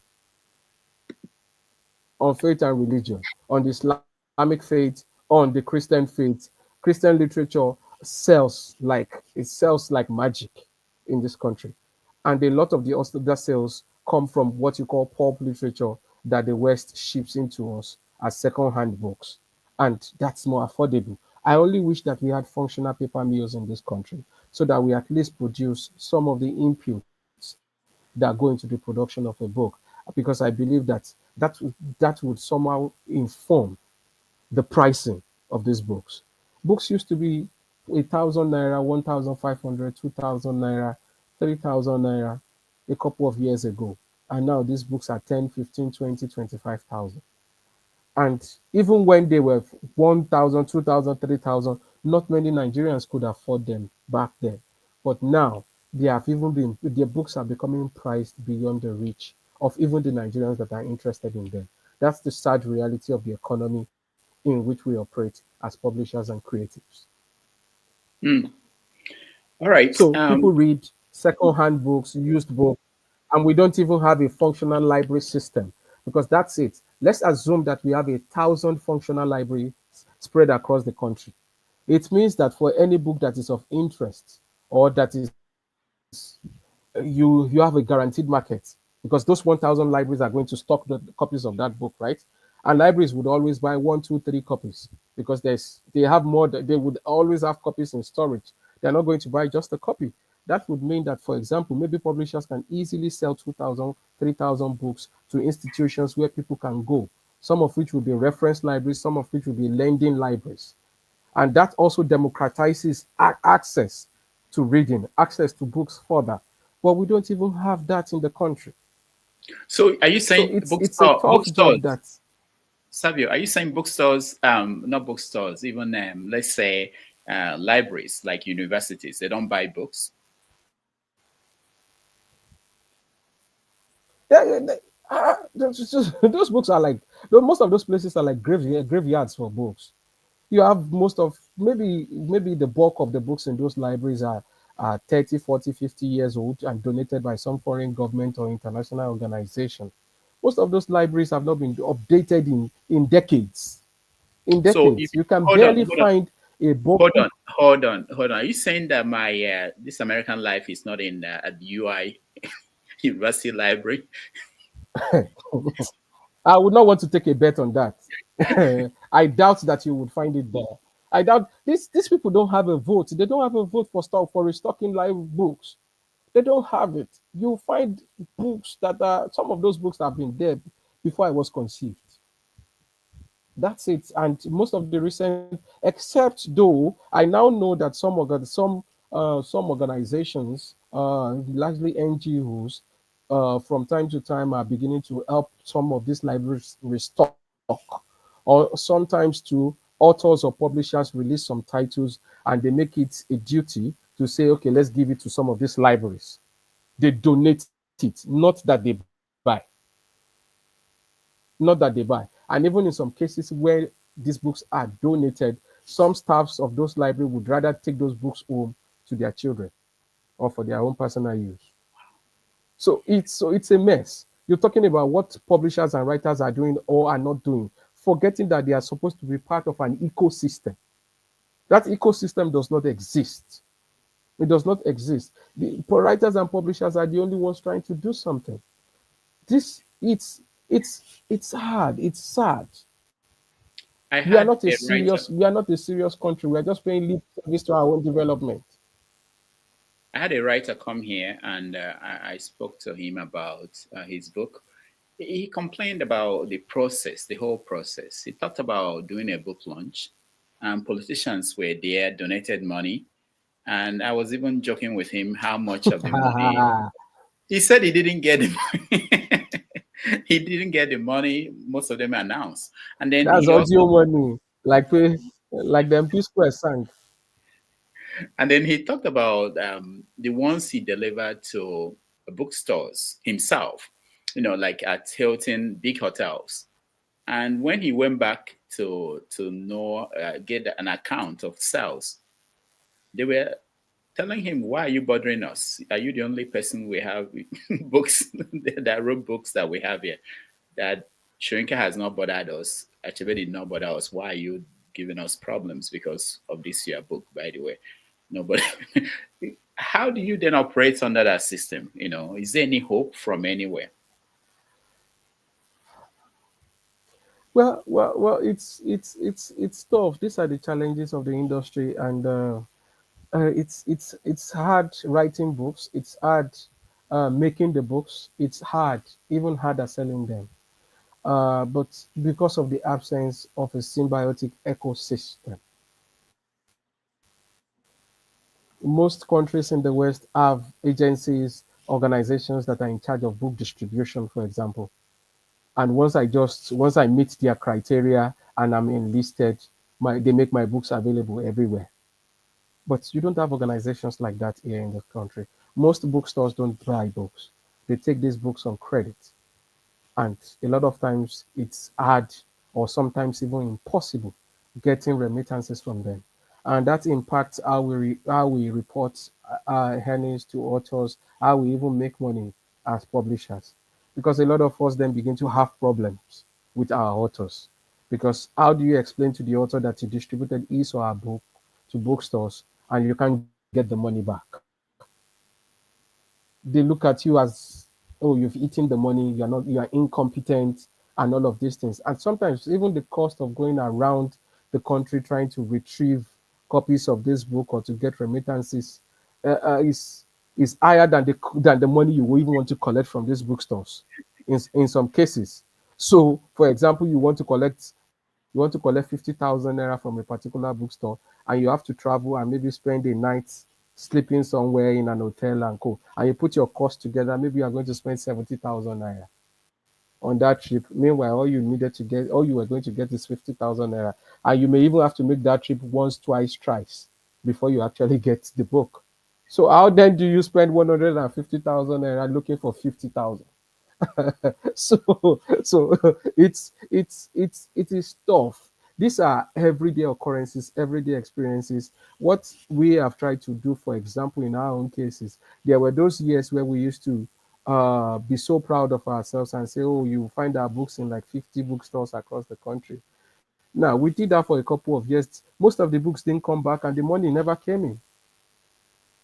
So we ran deeper into debt. And now it's just a handful of bookstores that we are working with, and we say the rest of you, if you reach out, we will send the books to you. It's better if we have the book in the warehouse and we at least know what we are holding on to, than for us to send it out without hope. Because Now, that's the reality. now That's the hold on, the movie industry, they also had problems like this, including copyright issues. They yeah. had issues with distribution. They've been able Mhm, to creatively find ways. It's not perfect yet, but they are surviving. Because if an mhm, industry cannot make money, it mhm, will just collapse.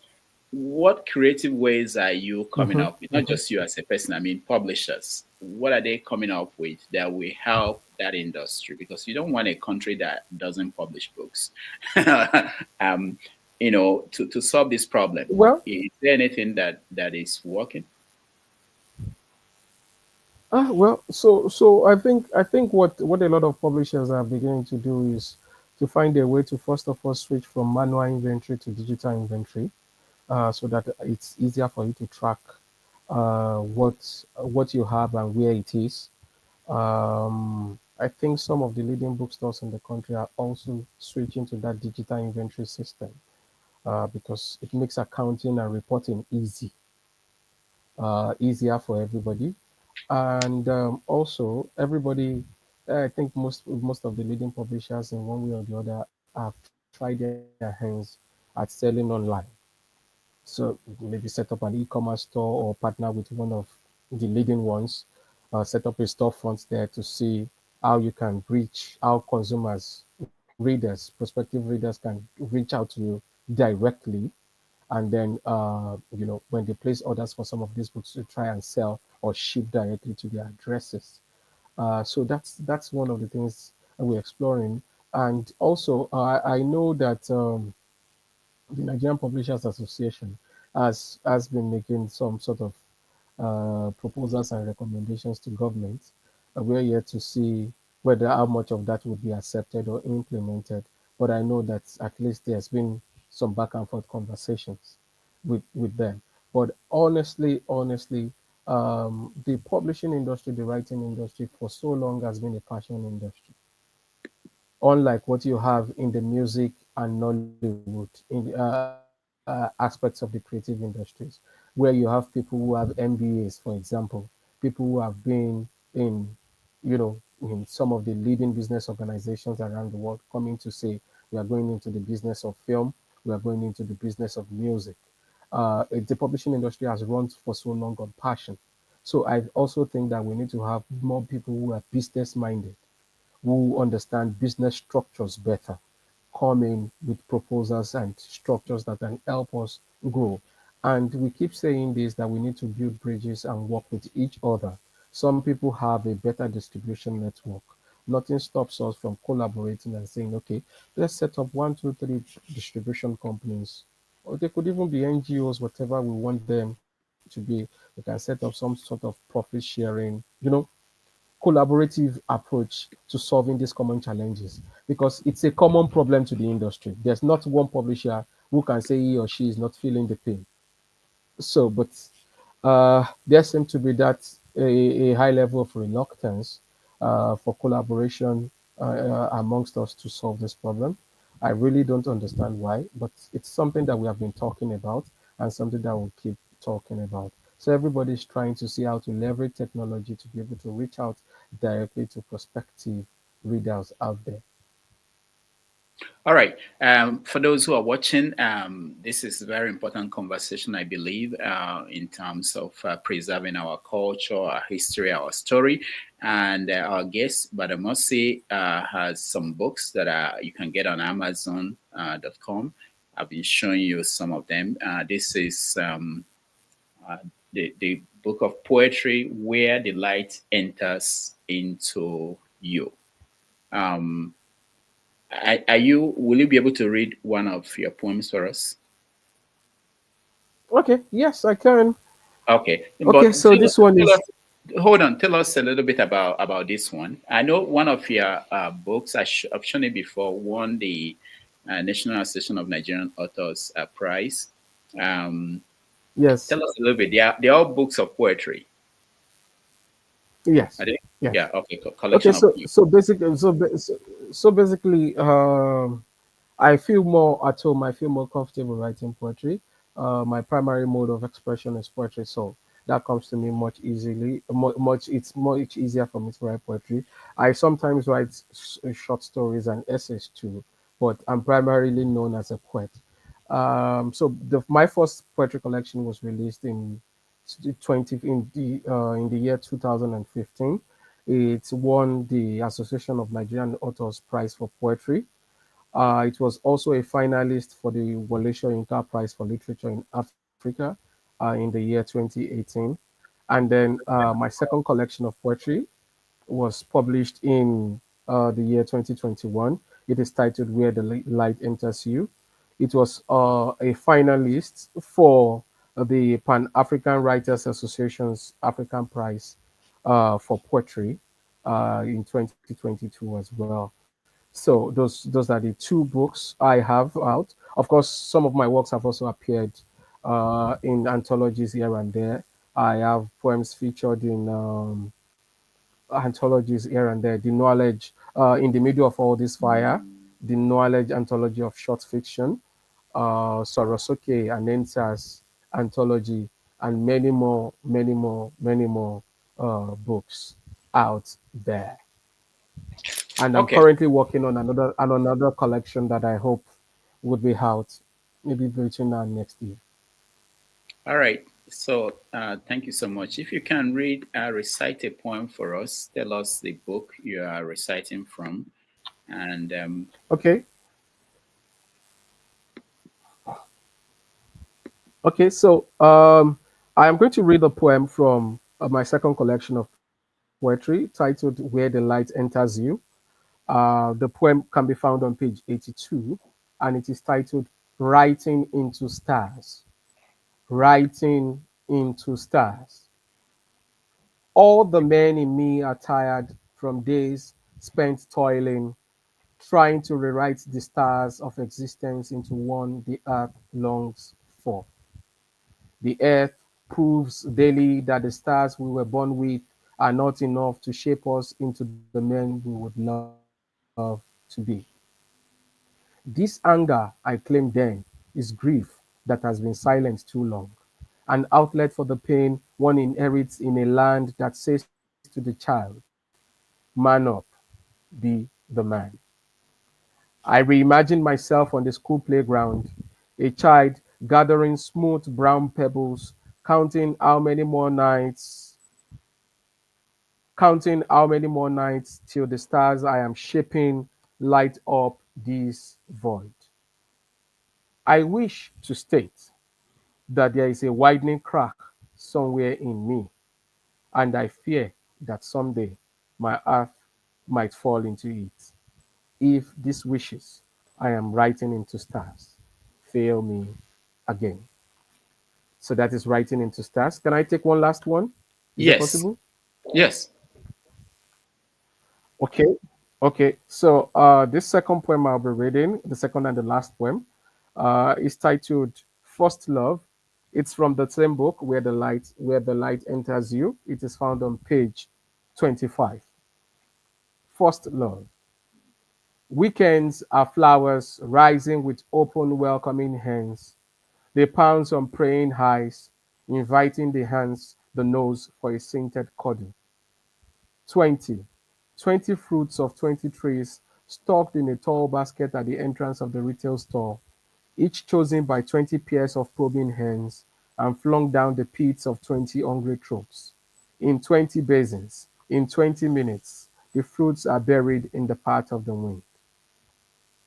First sight, first chat, first date, first handshake, first hug, first kiss, first flirting touch, first melting of the frozen ore, first ruffling of scented feathers, first sharing, first probing of the deep, dark terraces, first shock and gush of life in streams of eggy sweat. First loves are made in China. That's Wow. all. That's amazing. Um, all right. So thank you so much for reading from your work. We will take some questions if there are people who are interested in asking questions to you. We will take that. But before we do that, let me just play one recital by Oliver Mbama, who is a poet who lives here in New York area. We'll be right back. Okay. Lamentations of an African child. And though born this day to live again, I have been born many times before, to live and learn the lessons of life. At times a man, at times a woman, at times the master, at times the slave, of various races and skin colors. Yet many past woes repeat today that puzzle even an African child. Take a ride with me into the past to see why the present is a gift. And I was born then to live again, and there I was with Chaka Zulu. We fought them off, but not for long. Our arrows could fly, but not too far. Our machetes could cut, but not too deep. Our shields were weak to their explosive shells. As we pulled the triggers of their guns, deadly shots rang and stopped our men. Though we fought hard, in the end we fell, never to rise, except in spirit. And I was born again to live again. Some others were born to motherland, some destined to fight for fatherland. Thomas Sankara, Nelson Mandela, Julius Nyerere, Patrice Lumumba, and many others. They stood for freedom for the people. Some gave their lives so others might live, so next generation might be great. And I am born now to live again. But here I am this time and age, witness to evils worse than the past. Fighting, killing, and oppression reign for sake of religion, politics, nepotism and avarice. Countrymen are devoid of conscience, selling their votes to highest bidders, who in turn become sit-tight leaders, who turn state coffers into their purses, and masses are left to beg for crumbs. And now that I am born to live again, I see that we are still plagued with the past. But could our heroes have died in vain? For now in our land we are our foes, and seem not to have learned from the past. And a child like me may want to ask, why was I born in this time and age? But God could not have made a mistake. We must learn our lessons here as so, and build today what tomorrow will be. No one in life is just a victim. Today is the sum of journeys past. Today is the gift for tomorrow. For in it, we have the chance to build what may become of our days ahead. What we do with it is up to us. For as we make our bed, so shall we. Lie or lay, like or hate, live or die, we cannot escape the dawn that comes. The nature of our dawn is our making. For the dawn we meet is the dawn we've earned. See you in the next one.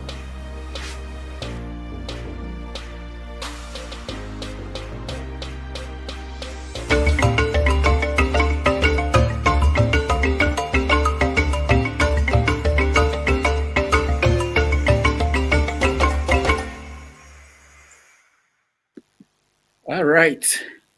Thank you so much for staying with us. And this is the final segment of the show. We thank Servio for staying this long. I know that internet data rate in Nigeria is expensive.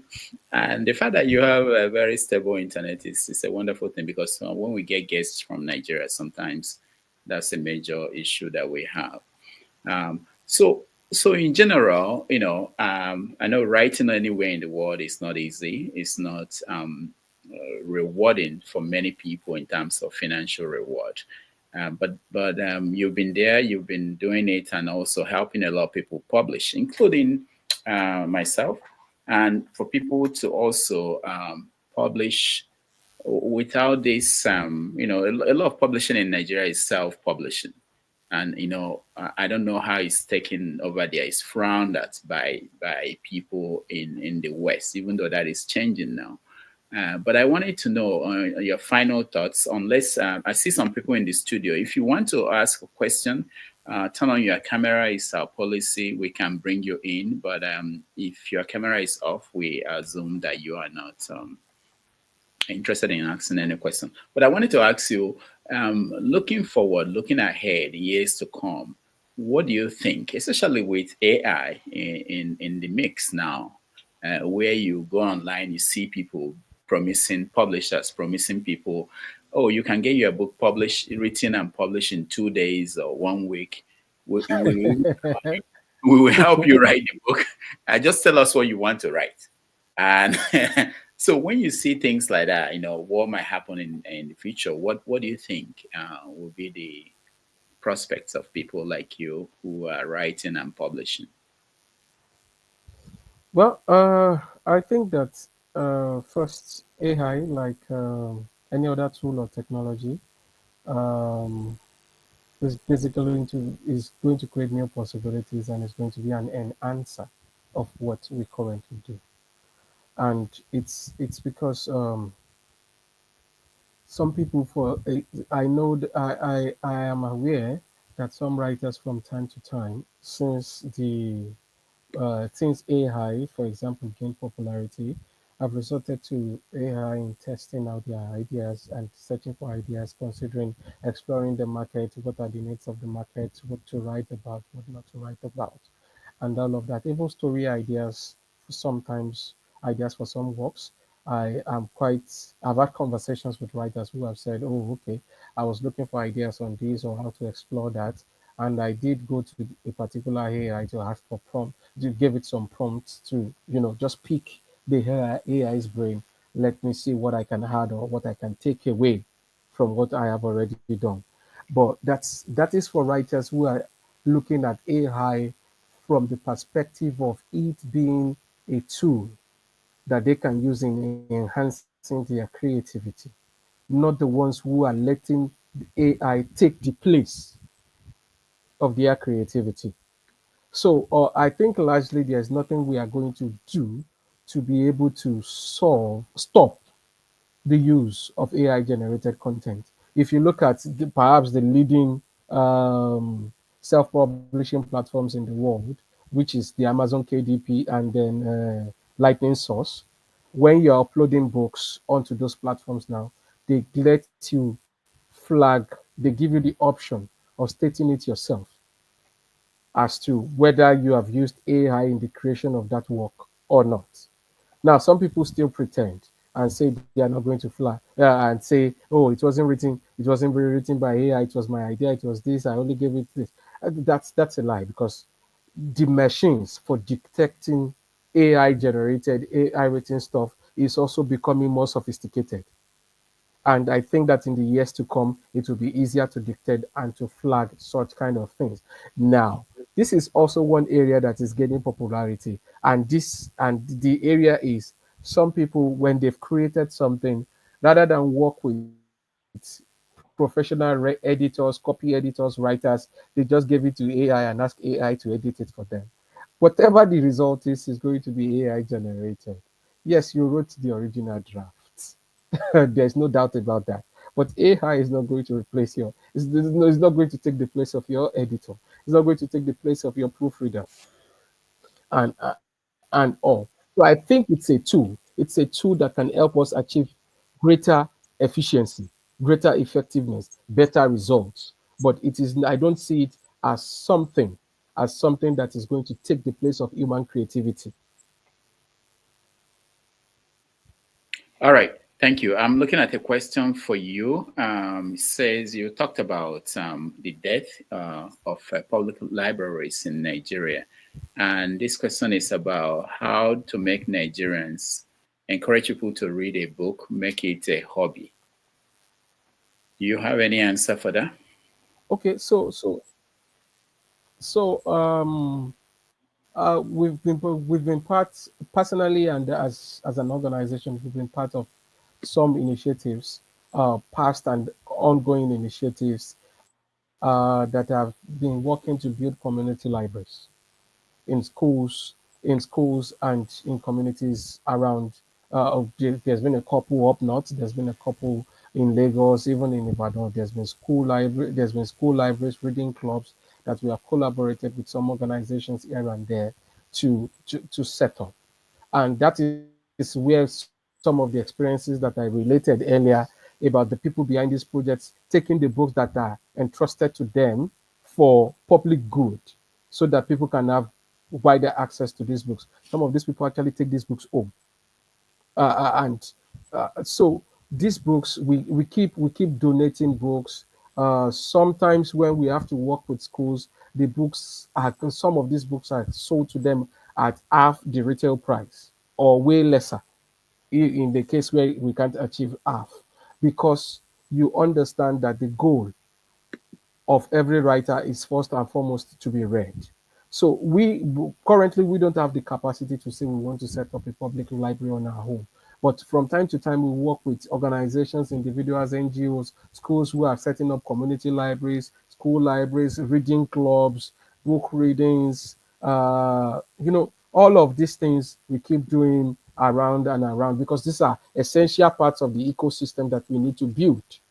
For example, so it's that kind of collaboration that we're looking for. We can't do it all alone as publishers because our primary duty is the publication and distribution of these works. But if we have somebody who is interested in setting up a library, who is doing a school's reading program, some of these things we organize for ourselves, by ourselves. But we are always open to partnership and working with everybody because we understand that we need to have a thriving ecosystem for us to continue thriving in this country. All right. Another question for you. It says, a writer or a reader, who is more important? Hey, wahala! This is This is a question of which came first, the chicken or the egg. I would say I really don't know the answer really, because I'm tempted to say that that the reader is more important, because every writer is also informed and shaped by what they have read. So I wouldn't know. I wouldn't know. I would say it's a symbiotic relationship that coexists like all other things in nature. Both are important for the continued survival of the human species. Now, if people stop reading or are not reading as much as possible to sustain the industry, and writers start writing for the West, for people who will buy their books, who will read them, people will start complaining that these books are written for the Europeans or the Americans or for the West. They are not written for us. I know a writer who I interviewed recently, and she was saying that her first work, published in the UK, she used expressions, Nigerian expressions, and they stopped. They refused to allow them in the book, or they wanted her to change certain things. Because she was a young writer, she allowed that to go. And Nigerians criticized her. This is not how we say it. How are you speaking? Your characters are speaking the wrong way. But they didn't understand what she went through. She was trying to get this work published. And then by the time she wrote the third book, she had become established. She could now say, no, I want it this way. And but then the publishers were saying, you are isolating, you are making it difficult for foreign readers to understand what you are saying. So this is the difficulties that writers sometimes face. But if there is no support from home, you find that most writers will decide, look, I'm going to write for the people who are going to buy, people who are going to read, people who are going to review. How about reviewing? Why is it that they don't review books in Nigeria anymore? We don't see it. What is going on? When you send out books, do people take it up to review? Newspapers, do they publish book reviews anymore? So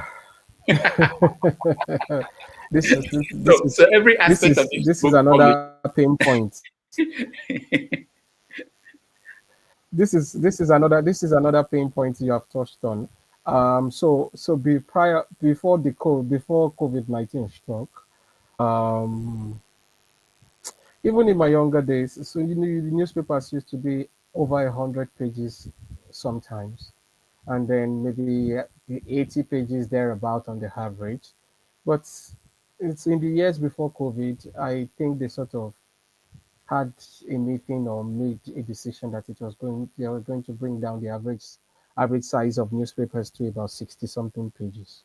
And post COVID, most Nigerian newspapers have become 32 pages, 34 pages, except on important days where you have something major happening.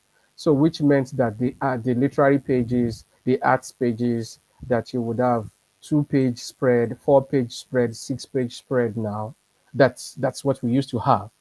Now you have half a page for it. And maybe the arts, for example, is separated from entertainment. Visual arts has its own column. You have the book section, you have the review. Some of them even publish fiction. Some of them even publish reviews. Some of them even publish poetry. They rarely do all of that now because they've cut down the size of newspapers. Most newspapers are around 32 pages thereabout in this country now. So you write a review. In the past, they will tell you a review should not exceed between 800 and 1,000 words if it is going to be published in a newspaper.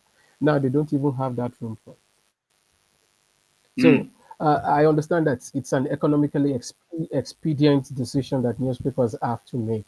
And also, I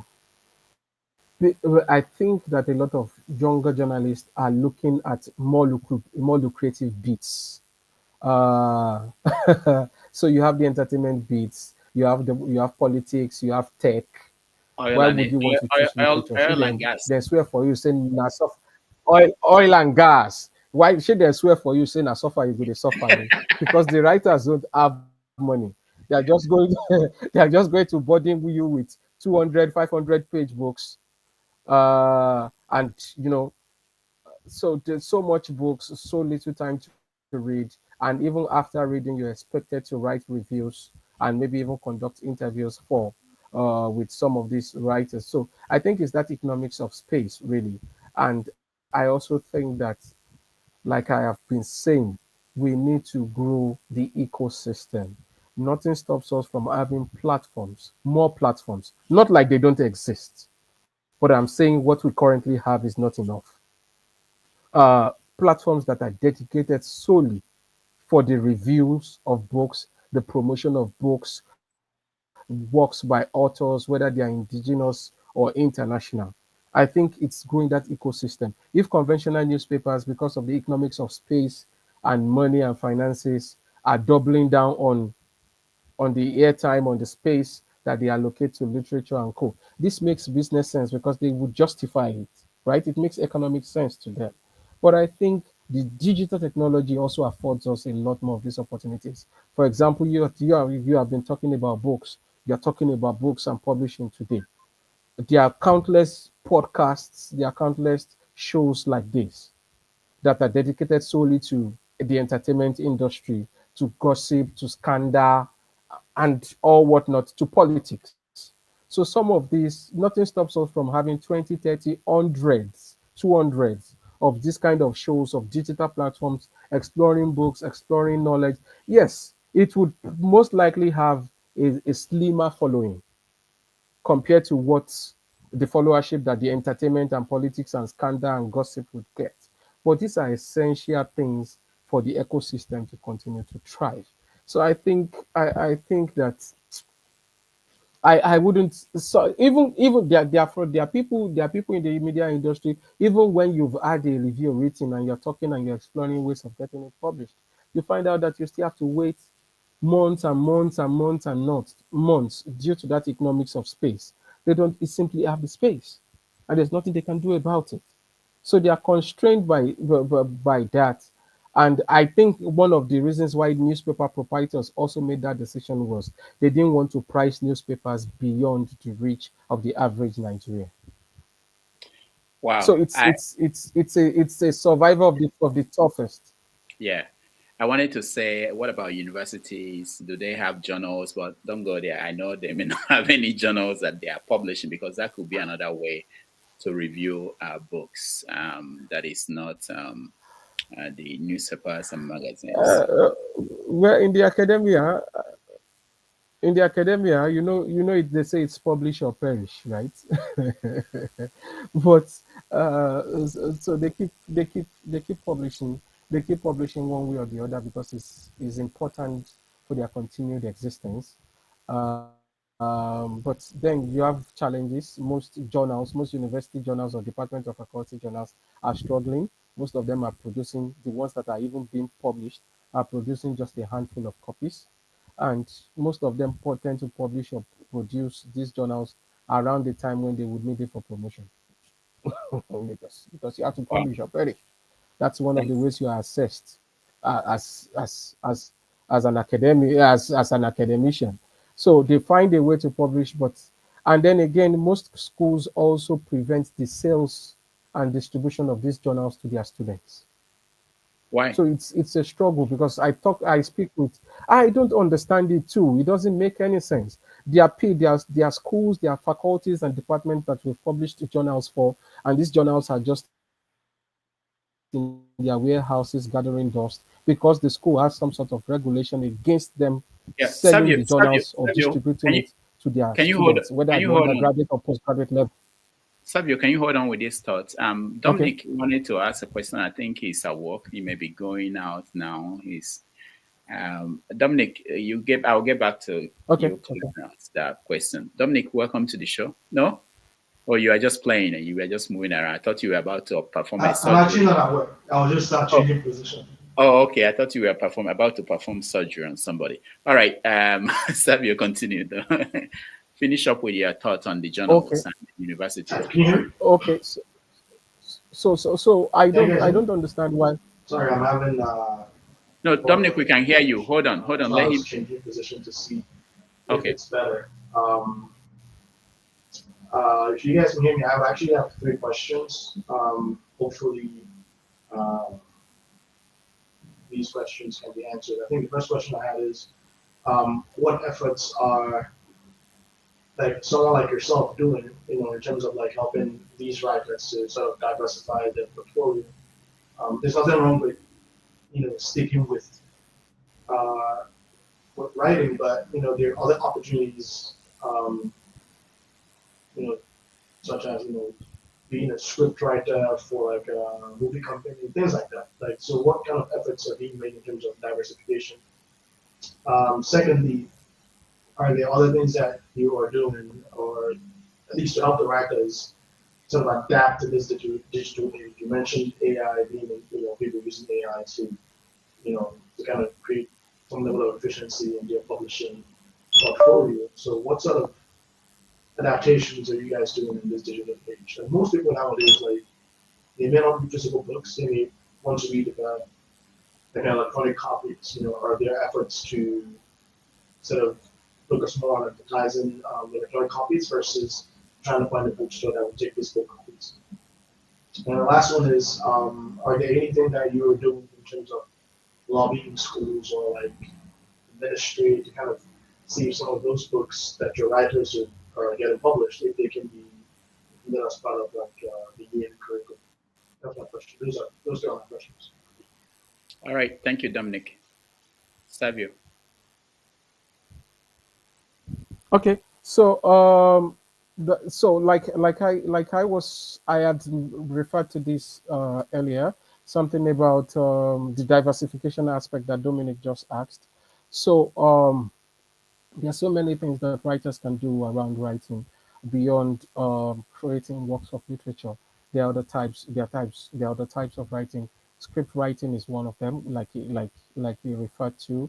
There's a lot of business writing. There's a lot of digital content that is being written and scripted and sold for businesses, for entertainment purposes, and all.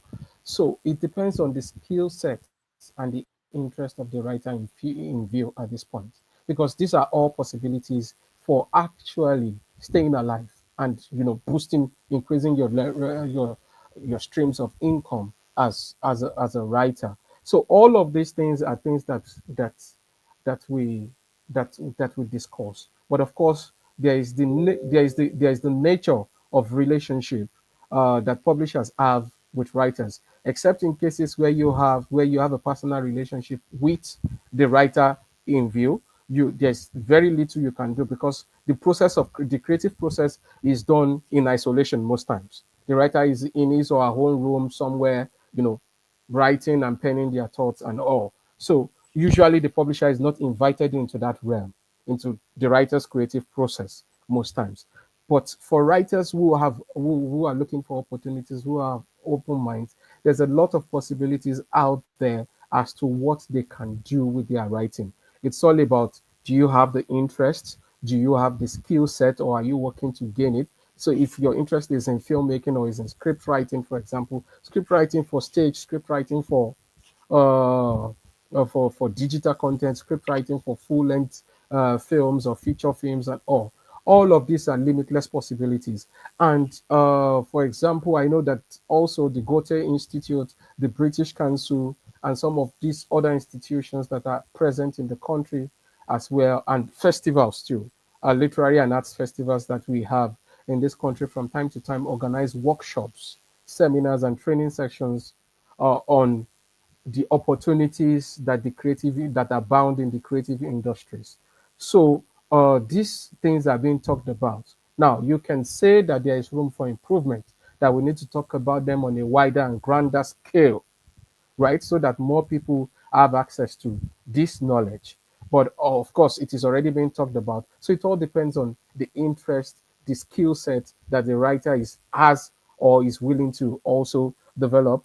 Of course, when it comes to the AI, your question about AI adoption, I wasn't quite sure whether you were talking about whether you were agreeing with my submission that AI is a tool that we can use to enhance our efficiency as writers, as creatives, or not. I wasn't so sure about the nature of that second question. But then the third question, which is working with schools, partnerships, and lobbying and all. So we do. Oh, I guess every publisher. While we are not primarily an academic publisher, we publish more literary texts than academic texts. But publishers have to work with schools from time to time. In our own case, we seem to find it more comfortable to work with tertiary institutions, compared to other publishers who might be working with schools at the primary and secondary school levels. And that means that schools that or departments that we have a relationship with, we introduce some of our books and catalog to them. We share it with them from time to time. But the best you can do is share. There's no guarantee that any book on that list is going to be considered or picked. So, and sometimes you share that list, you send review copies out. Sometimes you don't get results in months. Sometimes the result comes back 1, 2, 3 years later. And they say, oh, okay, we had books planned for this session, for that session, but maybe the next session, we are going to consider one of these. And you get the order for 50, for 100, for 200 copies here and there. So it's something, and sometimes too, these books are sold or sent to these schools, and the lecturer or whoever is in charge in that department or school just eats the money, and you can't get the money back, and the books are sold, but you can't get the money back, and you also have to account for that. So there's a range of possibilities that we are all experimenting with, that we are all exploring. We're trying to see what works best, what gives us the best results, and that's what we are always doing. So I think that the way we approach this is with an open mind. Okay, we are willing to give every good thing that has the capability to give us results a trial. All right. Thank you. Thank you, Servio. Thank you, Dominic. Igbo Basics, you're next.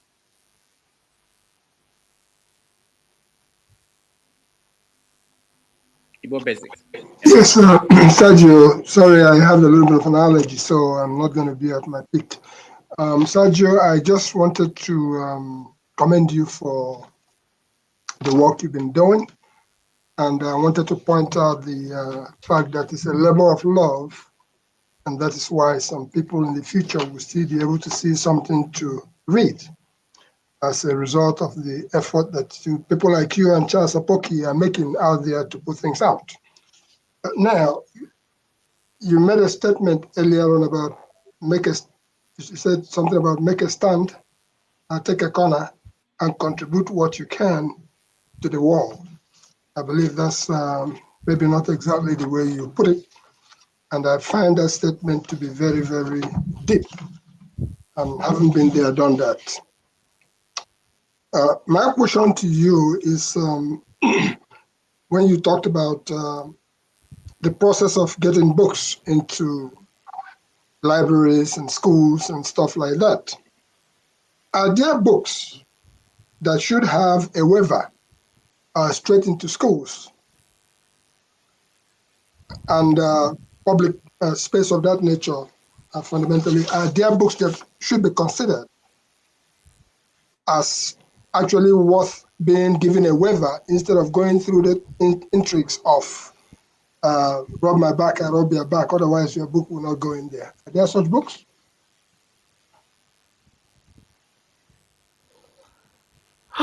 Well, thank you so much for your kind words.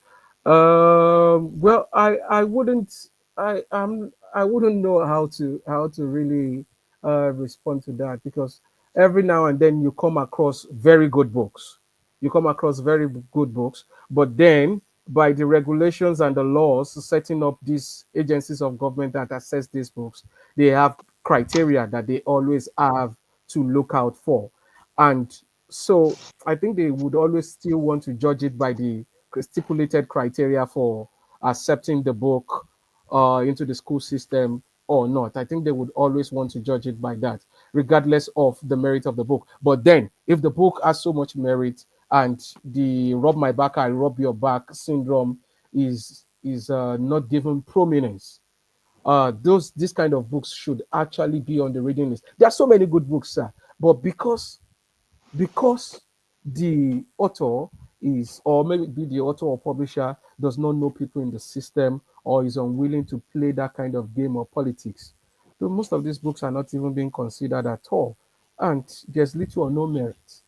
There's little or no merit in the consideration of most of these books, I dare say, and that's a sad reality. That's a sad challenge, and that we are contending with, especially at the primary and secondary school levels. Especially at the primary and secondary school levels, textbooks are given more serious attention. Textbooks go through a more rigorous vetting than literary texts are. So if it's a work of fiction, if it's a play, if it's a collection of poems, they just feel like, nah, this is something. They don't. I don't think they scrutinize it as much as they scrutinize the textbooks, and that is what makes it even sadder for me, because maybe it's the introduction of that child to literature, for example, and you are giving that child a faulty introduction into what a good story, a good play, or a good poem should be. It's likely about it's likely about the works of literature in the primary and secondary school system that I'm commenting about, not about the textbooks. All right. So if I may follow up a little bit, Dr. Damages, in the Nigerian context specifically, and in the publishing industry, I understand Ibadan. You are in Ibadan. Yes. And I understand Enugu also is some of the old system. I don't know anywhere in the north that is as strong as far as the publishing houses are concerned, because as we are discussing, I picked up a couple of books from my shelf, and this one was Corporate Governance in Modern Africa by J.O. Iruku, the father of Nigerian insurance, as I call him. So I looked into the book just to find where it was published, because I always remember things like Longman and stuff like that. But I saw that this was published actually in Ibadan by Safari Books Limited. That's in Ibadan. Yes. I picked up another book, and this one I thought maybe because it says Passport of Malamilia. That was I looked again. Yes,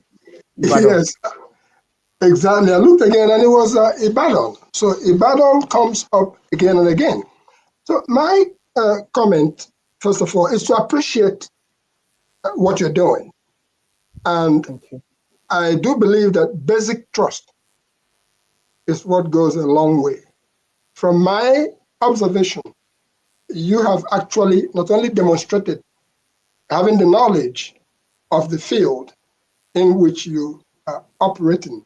You've talked with Rudolph, has just virtually asked all the questions that I would have asked. I would say that I'm from the school of hard knock, from the old school system, where I have seen some of the things that has happened. And as it stands right now, from what I have observed today, I will only say that at the end, I would get your contact from Rudolph. I will take it from there, because I actually attempted to see if I could go order your book, the Where the Light Enters You, from Amazon, but I couldn't immediately see it. Otherwise, I would say that I would still do that. It's a way of supporting the effort that is being made. You talked about the consignment system, that's what I call it, the distribution system, whereby you discuss the issue of trying to get collect your monies from wherever you have distributed these books. Sometimes it costs you more. That consignment system, because we have a cash and carry business idea in Nigeria, how much? I want them now. And I see that as one of the things that the book industry is suffering. They come talk to me about Dogon Turechi, na book where I go chop. I think that was mentioned along in the conversation. How do we, because I've seen that consignment system where you might as well just give it up, because are you going to spend $70,000 in Naira to go and collect 50,000 on 2 occasions? Yeah, you can do that, but what is it that we are going to really do to be able to get this business people to realize that any home without a book is a home without a soul. And to finally wrap up before I get off the stage, let me leave it there because it's so much to talk about in that industry. Rudolph has pretty much covered everything. I was going to go back into your church because today is Sunday, and you talked about the religion, how you and your group started out, a group of 6, and you guys were reading books. I was very deeply interested in that. So the curveball that I'm going to throw there is that as you pass through that system, I don't even know the church you said you ended up with now. Is it the Redeem, or what church was that you ended up in currently? Oh, okay. It's a small church in Ibadan. It's called the Bridge Network. Okay, the Bridge Network. Great. The question I had in that line is when you were going through all those other churches before you ended up at the place where you are, the Bridge Network, those pastors or owners of the church find talents in you, and in the process, try to see if there is a way they could leverage your talent to remain with them instead of letting you go as you travel along. Did you get that experience as you were struggling to go through this process? Okay. So let me try and respond to both questions. So it's an ongoing conversation. The task and the goal of building a formidable ecosystem for the publishing industry. As it is now, I and some of my colleagues in the industry, we joke privately and say it's called the publishing jungle and not the publishing industry. Because of the absence of the essential structures that we need. But of course, we have been surviving it. What some of us are canvassing for now is that aspect of collaboration. In the West, some of the biggest publishers are also the biggest distributors for indie publishers, for independent publishers.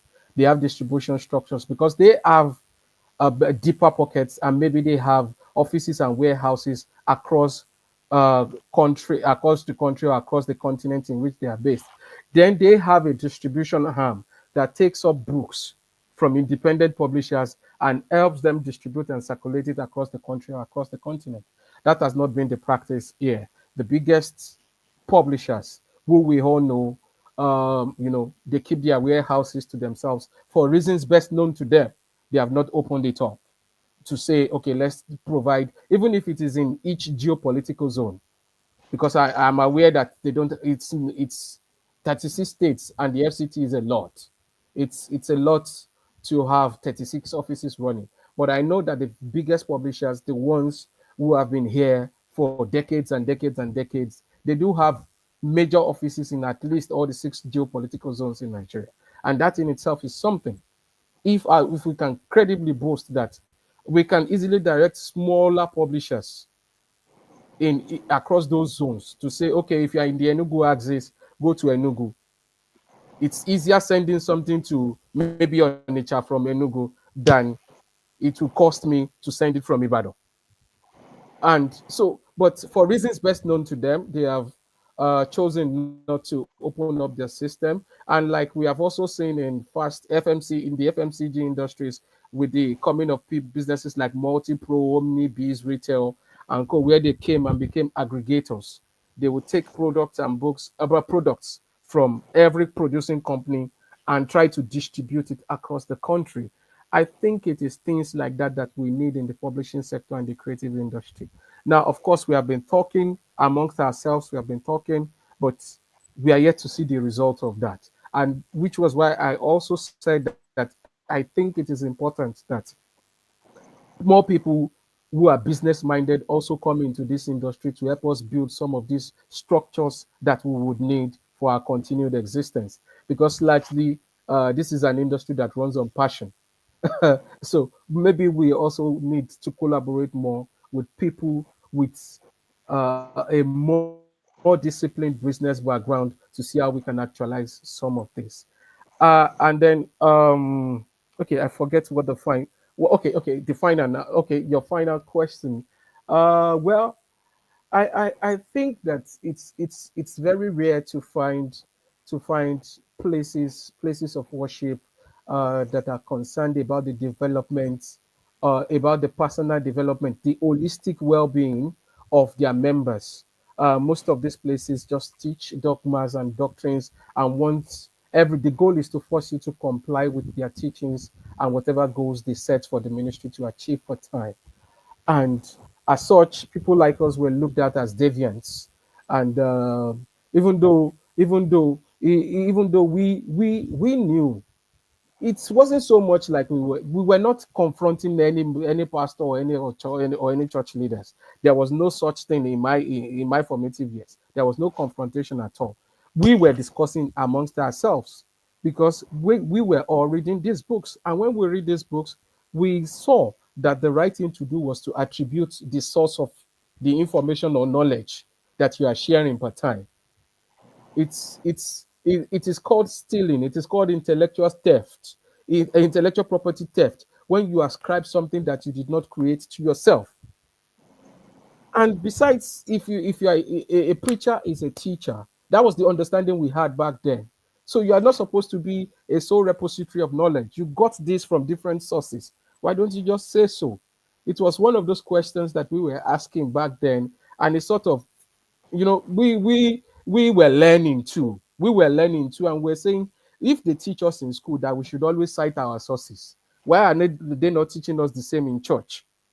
And it's those kind of questions that we were trying to answer. We were just a handful of young men trying to come into their own, trying to find their way through life. That was what that was what it was. And definitely, most of my friends back then, so I'm still in touch with a few of them. Everybody is either in one part of the world or another, doing good for themselves. So I'm thankful that we had those years together, because those are crucial years in which we kept on sharing our love for books. We were sharing books amongst each other, buying books. When you buy a book, you pass it around, pass it around, pass it around. That was one of the easiest ways for us to learn. And then the ideas and understanding you get from that book, we would discuss it. We would laugh at each other. It was a good time.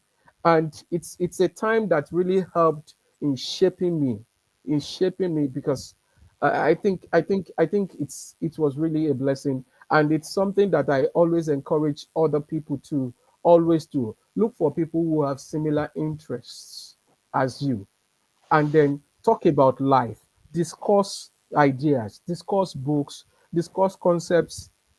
Of course, you would also have time to play sports and do whatever other frivolities you are interested in, but always make time for the important aspect as well.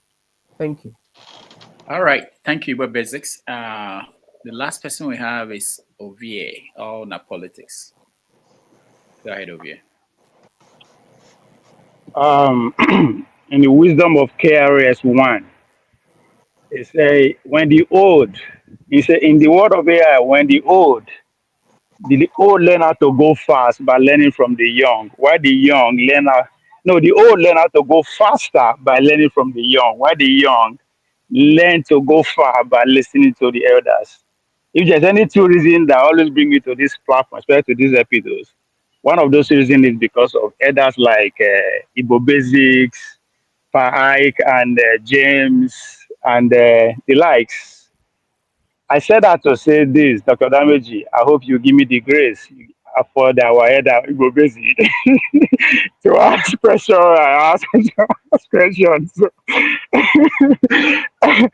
Our guests, I appreciate your time, and I respect your work. Listening to you, the works of George Orwell, that's the 1984, and that of Odiop Osley, which is The Brave New World, comes to mind. the understanding between those two people, George argued that his fear is that people will not read, coupled with the banning and burning of books of those days. Why Anthony said, I don't think that should be your worry, or in the nearest future, that will be of your less concern. Your concern would be that what will people be reading? Would they even have time to even read? Which speaks to what our guest talked about in regards to what our kids are being exposed to.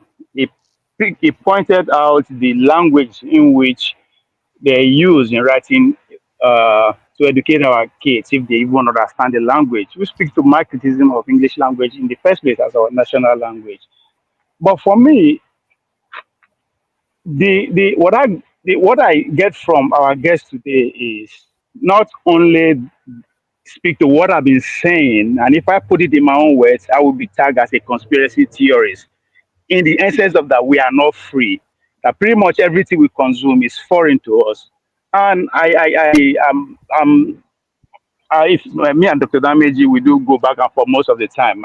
I put all the creative actors, including with the content creator, the journalist, the musician, the Nollywood, and what have you, in one basket in this case, to which our guest profoundly puts to us that that industry is being controlled by the today's religion, which is capitalism.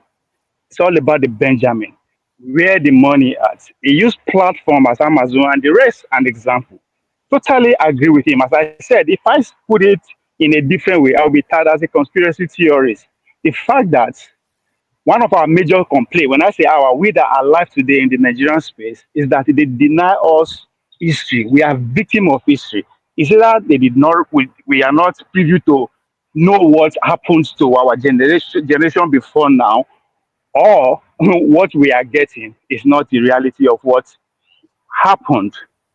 But to say that is not bad enough, from what I'm getting from our guests, is that what we that are alive today were in a position to actually act, write, produce all sorts of information, we are being motivated by the same foreign power that put us in that situation, which is bad enough. It's bad enough that we didn't write our history, but it's even more catastrophic for our generation to come that we write our history, but in a way just to please the people that deny us in the first place.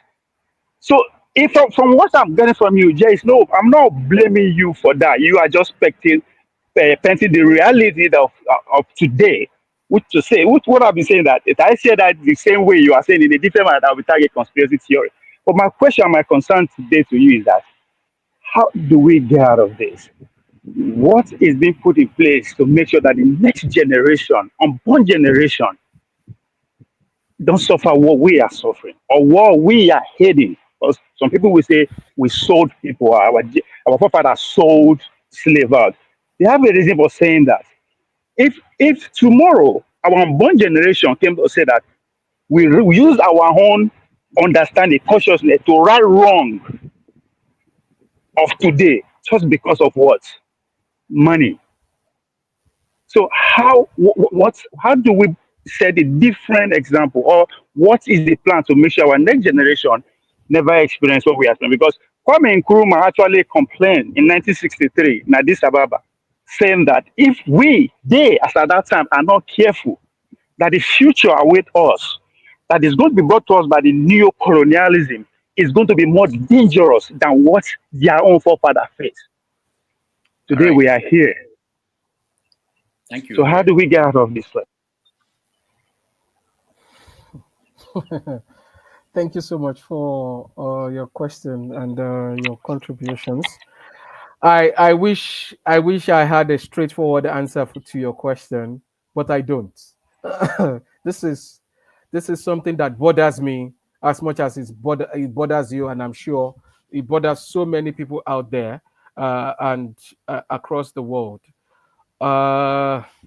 It's tough. It is sad. It is disheartening. But I think that still we have to continue doing whatever it is we can do from our little corner. from our little corner. If the best that I can do is to touch the heart of everybody who comes across my book, or anybody who comes across me while I am still on this earth, then whatever influence I have, whatever lessons I have learned from life, whatever ideologies I carry within me, as long as I'm able to communicate it with them, and if they find that it resonates with them and they choose to run with it, I think I would be considered a fulfilled, or I would be considered a successful person by my own standards. Because see, it's a lot of work to galvanize people for social action.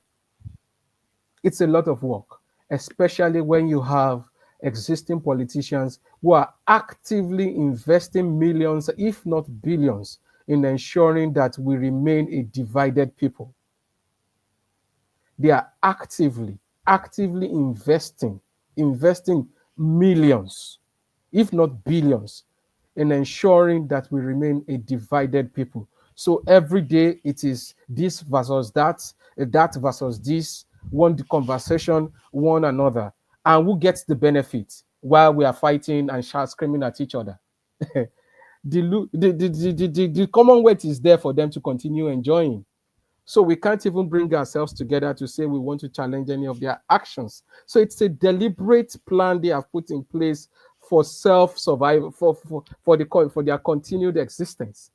And I think that we need to also, the foundation of everything, the foundation of our country, the partitioning of this continent, all of these things are faulty. All of these things are mistakes. All of these things are deliberate actions in some cases that have been put in place to ensure that we are exactly where we are today. And the tragedy for me is the fact that even though there are people who know, there are people who believe, there are people who think differently, these people have not been able to succeed in coming together to galvanize the society or an essential or pockets of the society into taking social actions that can bring about this change. But what are we going to keep doing? I think that for every time we have the opportunity to discuss this, we should discuss it. But more importantly, beyond discussion, because I remember that there's a Chinese saying that says, talk does not cook rice. We need to ask ourselves questions about how we are living our lives personally, because the people that we share this life that we have with experience it on a daily basis, and they learn a lot of lessons simply from the way we live our lives, not just by the things we discuss with them. They are watching us. It's like parents. You have children. You say, don't do this, don't do that to your children. But the children see you do this and do that, which you keep beating them for, which you keep telling them not to do. Those children can see through you regardless of what you say. And I see the bulk of the human society that way. If we talk, if we preach something, we should also be willing to walk it. We should also be willing to do the things we believe, to live out our beliefs. And some of us, well, maybe we would get to that place where we have a larger influence on the society. But I think that for most people, it's just a pocket of influence that they would have.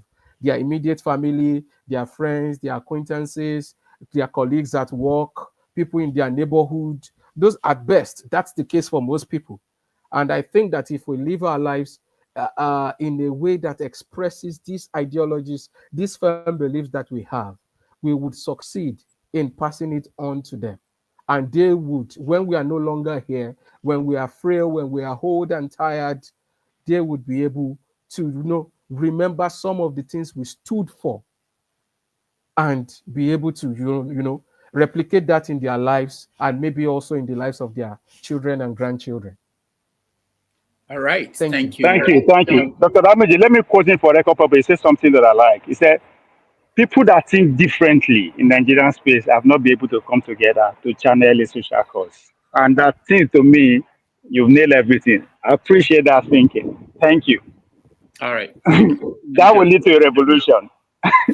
Okay. All right, we have about 8 more minutes. We've actually extended his stay here more than we agreed to. But let's get the questions from KJ and Mr. James, and then that will be it. KJ, let me start with you. Thank you so much, Dr. Damages. Thank you for coming. I have actually been following right behind, and I enjoyed your conversation. It's like like I read theater as my first degree. So it's like in the theater, sitting in the theater and listening to you. It was quite fun for me. You've taken me back, You went. I want to say you went to school when schools were still schools in Nigeria, because yeah, I'm serious. I had to go dig up my one of the poems I read in my secondary school, Anthology of Longer Poems. I don't know if any of you read it. The Anthology of Longer Poems. One of the poem I like there is the one between Rostrum and his son, who fought him without knowing that he was fighting his father. So you took me a long way, and that was when schools you went to school, you challenge yourself, you challenge your teacher, and your teachers challenge you, and your friends challenge you. The days of Macmillan, the Pesetas and all that. It was a competition to read the Lady Bird books, the Macmillans and all that. It was fun. We had clubs out of school where friends bring books and exchange, and those days are gone now. So I want to commend you. I want to commend your writing also. It sounds so good. Yes, and there's something you said earlier in your discourse that as I'm sitting here, so I've written like 20 books, but they're all in my head. So so you said something that touched me, and I want to find out from you how you said. You see, going from putting your ideas together and going beyond that initial push to write. How do we break that log between when the idea comes, and actually sitting down to realize that? Because I have all the ideas in my head, and I've written it in my head, but I don't have any copy to show you. How do we go from there to realizing what we want to do? It's a big gap, and you have broken it, and you've broken it very well. People like Rudolph have done that, but unfortunately, people like us have not been able to go beyond just imagination. And of course, imagination without actualization is just a dream, a daydream. Thank you so much for coming. We appreciate you and your work also. I just pray that someday those in authority will remember to put these books back in the school, so that people can take them and read and think beyond the horizon of Nigeria and beyond their immediate communities and tribal, lines. Thank you so much. Thank you so much, sir. So basically, one of the things I know helped me is some years back, before I became a family man, I used to travel a lot. And so each time I travel, and I would travel by road deliberately, then I would have notepads. I would write about some of those experiences. Most times I'm not writing an entire poem or writing an entire book. I'm just making 2 lines come to me. I put them down. A verse, a stanza comes, I put it down. I just scribble. But of course, with becoming a man and the man of the house, I've had to do fewer travels in recent times. So one of the things I do is I always have my phone with me. For example, I always have my phone with me. I have a reading device too. I would have at least one of them with me per time. So some ideas come and I just type them. I have note-taking apps. That I quickly, just before it disappears, I quickly try to put it down. It's not the full work itself. It could just be a few lines, but I don't want to lose it. So I put down those few lines in one of those note-taking apps, and I ensure that they are cloud synced, so that even if anything happens to my device, if I move to another device, I will still be able to access whatever I have done or created with those apps. So I use those kind of apps. Google Keep, a lot of them are free of charge to use. Samsung Notes, depending on the device, or whether you're on the Android or iOS ecosystem, you will definitely find lots of those cloud-based note-taking apps. Then I also sometimes too, I have voice recorders. So I can, something occurs to me, maybe I don't have the patience or the environment is not quite right for me to type. I could just say it, record it. And then when I say it and record it, that app on its own, when the time comes, I can go back to it, pull up that recording. Some of these apps can transcribe what I have said. So it does the transcription for me. Maybe I say something to the app and I say it for like 1 minute, 2 minutes, 3 minutes. Then it transcribes it and turns it into text for me. Now, of course, that text is not going to be perfect because I am not an Englishman. I am not American. I speak English with a very Yoruba or Nigerian accent. So there are some aspects of that transcription that the software would have misrepresented or misinterpreted. Now, that's up to me. That's up to me to take the output and then straighten it out in the way that I imagined it. So you have bits and pieces of all of these things like that. And someday I begin to sit down to say, okay, what do I even have? What idea for a book do I have? And then sometimes too, I'm trying to create something new. And then it feels that deja vu feeling comes. Like what you're trying to create now, you have created it before. Then I look at my finished work, I can't find anything like that. So I would know to go to either my recording app or my note-taking app because I could have scribbled 1 or 2 lines, 3 lines along that theme that I am now trying to explore. So sometimes I just go there, I find it, and I just fit it into that body of work, and it fits there perfectly. So these are some of the ways in which we can use technology to help us. Help us achieve these things. And then what I do is when I'm putting a book of poetry together, I have a theme, I have a vision. There's something I want to achieve with that collection. Then I break it into sections and say, okay, this is what this section is going to discuss. This is what this section is going to discuss. This is what this section is going to discuss. So I look at all my scribblings and I begin to bring that discipline into them. Okay, in this section, I have 20 poems that can fit. In this section, I have 10 poems that can fit. In this one, I only have 5. And by the time I put it all together, maybe I have 100 poems or I have 150 pages of poems. Then I say, okay, which are the stronger ones? Which are the weaker ones? Which ones can this book do without? And I begin to prune them out because I am not going to release 150 pages of poetry. That's too bulky for anybody to read. So I begin to take them out, but I want to put everything together first and see what I have. And then I have, because I work in publishing and because I have a lot of writer friends, creative friends, not all of them write, but they have a good understanding of what good literature, good art is.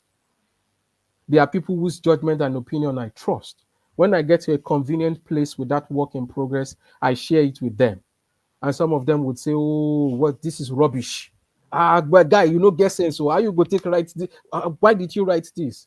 And some of them, you've written a 30-line poem and they tell you, no. This poem should end on line 20. The remaining 10 lines are needless. And, we do back and forth. We argue, you present, you explain why you think it should be so to me. I take those criticisms, I think about them, but ultimately, whatever decision I make sure that it is coming from me. Now, you could have suggested it to me. I will consider it, internalize it, vis-a-vis what I am trying to achieve with that work. And then I make a decision as to whether to accept it, and even if I'm accepting it, how to implement it in that creative work. So I think there's so much we can do with technology. And I'm not even talking about using AI to write these things, which is what a lot of these people will say you can write a book in 2 days, 1 week, 3 weeks too. But a lot of people don't have the time. But you can decide, for example, and say, I want to talk about my childhood years, for example. And okay, maybe from age 10 to 15. And these are the things I want to discuss. Okay, you can even be recording yourself talking about these things. Some of these apps can transcribe it for you. And then you see what you have, and then you see how to bring the discipline of writing into it. Because the discipline of speech is different from that of writing, for example. And then you see, okay, you have told all of these things, you have a transcription, you headed the transcription, then you now begin to see, how do I storify this? How do I make this something that is what the readers were?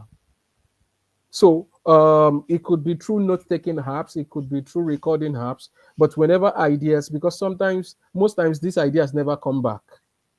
That's why I try to trap them. The very moment they occur to me, I try to trap them. I don't succeed all the time, but sometimes, because I've learned to be deliberate about it, I succeed at it. So those are some of the tools I use. And then when I feel that I've aggregated all of these things, all right, influence, and I begin to share with them. And privately we have conversations about this. And I'm very patient because I know a lot of them are busy. Sometimes it takes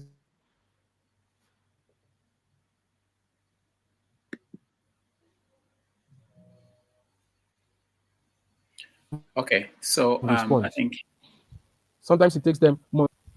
They definitely respond, and then I get it. I get it done. So that's it, sir. All right. Thank you so much, KJ. Let's get the final question from Mr. James. Mr. James, welcome. Yes, thank you very much. I'm sure you can hear me. Yes. Yes, I can. Good. Very good. Thank you for coming. It's pitifully true that you are living, you are grappling with formidable problems in your publishing career, because if I think back to the days of my youth, when Chief Obafemi Awolowo gave us free education at all levels in the Midwest of those days, education was quite interesting, and we benefited tremendously because we were encouraged by the government. Deliberate action of the government favored us. I remember when I was in Form 1, in fact, right from primary school, I started reading novels. African Night Entertainment by Cyprian McQuincy. Exactly. Those were among the first novels I read. Then when I got to high school, as early as, in fact, I was in Form 2.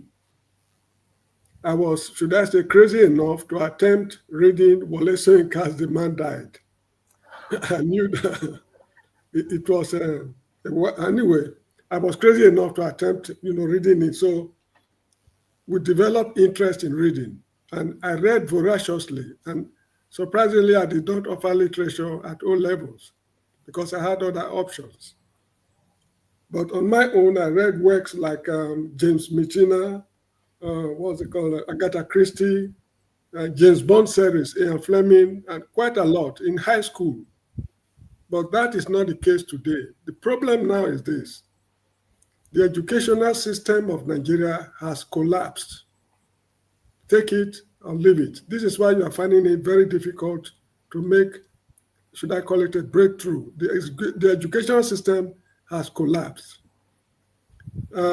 If you check the past questions, why questions of the 70s and early 80s, compare it to the kind of questions they said today, you know exactly what I'm talking about.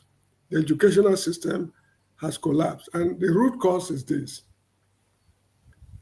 You see, I'm sorry, I have to spend a few minutes to explain this. When Kwame Nkrumah gained independence in Ghana, he championed the cause of the fight against apartheid. In 1966, he was overthrown, and Nigeria deliberately stepped into his shoes and continued. And Nigeria accomplished quite a lot.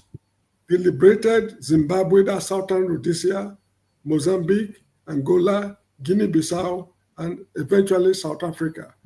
Through virtually our solo effort, although we got assistance from the frontline states, we were able to achieve that goal.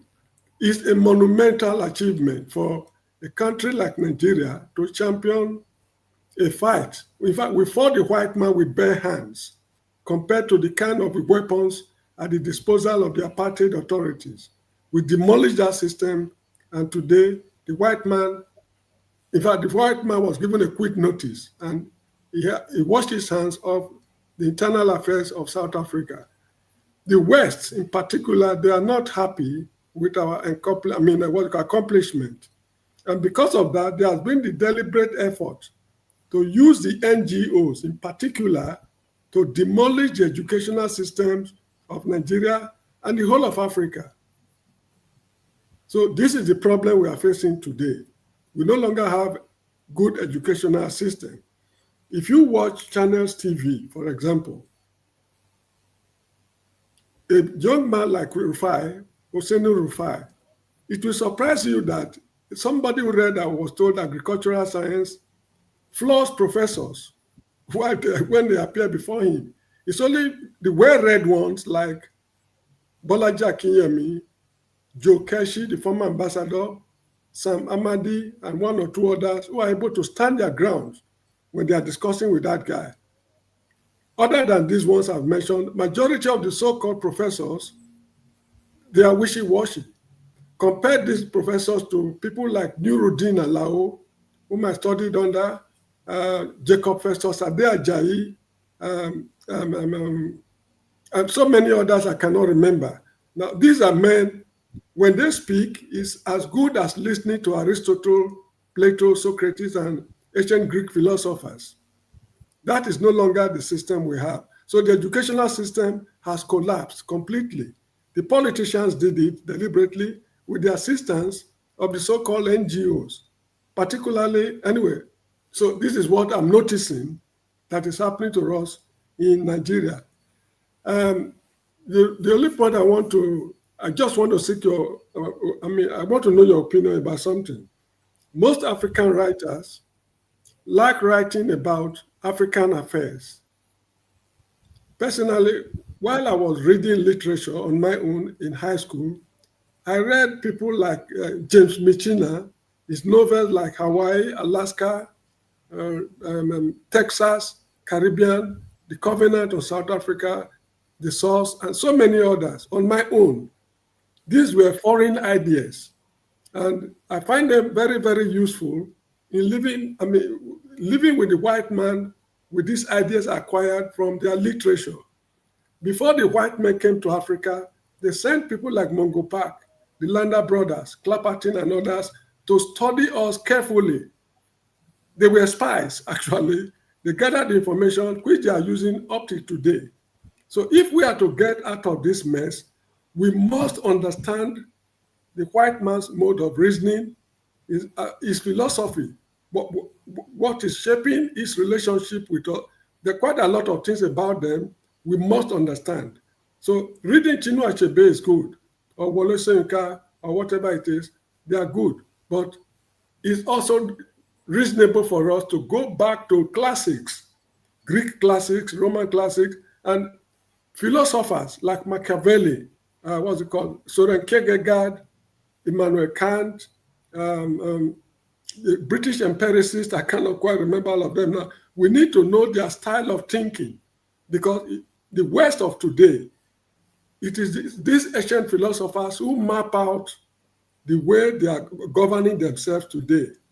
If you read Machiavelli, David Hume, John Locke, Adam Smith, it is the philosophies they propounded centuries ago that they are using today. And this is the reason why they are finding it extremely difficult to solve the problem of terrorism, because no ancient European philosophers mentioned terrorism in any of their works. So this is why they are finding it extremely difficult. So it is good for us to also study. We should read Charles Dickens, James Joyce, Henry James, and you name it, in order for us to prepare for our total liberation from the shackles of colonialism. So, gentlemen, thank you so much. I appreciate your effort, and I sincerely wish you well. If I find it necessary to get in touch with you, I will contact Mr. Rudolph. Thank you so much indeed. All right. Thank you, Mr. James. Thank you. We appreciate all of you. Servio, you want to have your final say before we say thank you for being here? Oh, okay. It's I thought that this was like the name of the show is 90 Minutes Africa. that was what it was until Okendibe came here and broke 3-hour record. So since then it's been over 3 hours. I don't tell anybody before they come in. Otherwise they'll run away. This is now looking like 195 minutes Africa. I know. But I think I've particularly enjoyed the conversation, especially the feedback, the comments, and the questions that have been asked in this final part of the conversation, because it is conversations like this that help one to remain sane in a place like Nigeria. Most times you have these ideas, you talk, and yeah, sometimes the people closest to you are tired. They find these things boring because you have been telling them over and again. They are so used to it, and they look at you like, they dear now, so you go, they talk them every time. See your mates, then they do this, then they do that. They here, they read book, they make noise and all of that. But conversations like this help us to know that we are not alone, that we are not the only crazy ones, that there are people who think like us, there are people who think differently. There may just be so little of us, right? But they do exist. And I truly, truly, truly appreciate this opportunity to share. And I hope that this conversation would sort of act as a springboard to whoever has listened, that there's something that we have taken away from this conversation that can help us all become better as individuals and help us to also continue to make meaningful contribution to the development of our country and whichever other societies we find ourselves in across the world. Thank you. All right. Thank you so much, Servio. It's wonderful having you. Next time, I will maybe say you bring some of your writers. We are open to talking to intellectuals, writers, and different people. Yesterday was busy here because we were talking about fight between Hausa and you and Fulani. But it's not every day that we do that. We want to expand the conversation and I'm interested in that. I know that a lot of our people, you have to actually drag them into these conversations because they are important. If we stop writing books, if we stop telling our stories, other people will tell the story. And when I teach, I start by telling them that the problems of Africa started with the stories told about Africans by other people. And now we are allowing them again to be the only ones telling the story. And that's not good. We are living a problem that a next generation will have to deal with. So we have to find a way to keep doing this. Thank you so much for being here. And we are going to continue this conversation. Thank you, KJ. Thank you, Igbo Basics. Thank you, Mr. James. Thank you, Ovie. Thank you, Dominic, and all the people who joined. We are going to end it here. I know KJ is coming up next with reactions and things like that. So I want to thank everybody. Thank you. Sergio would like to be in touch with you through Dr. Damages.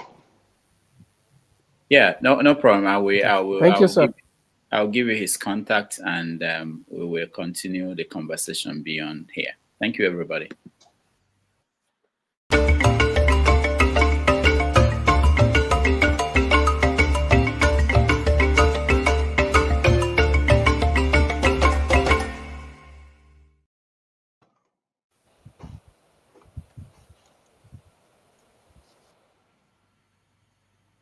Me I just stay up soft like say I know they hear.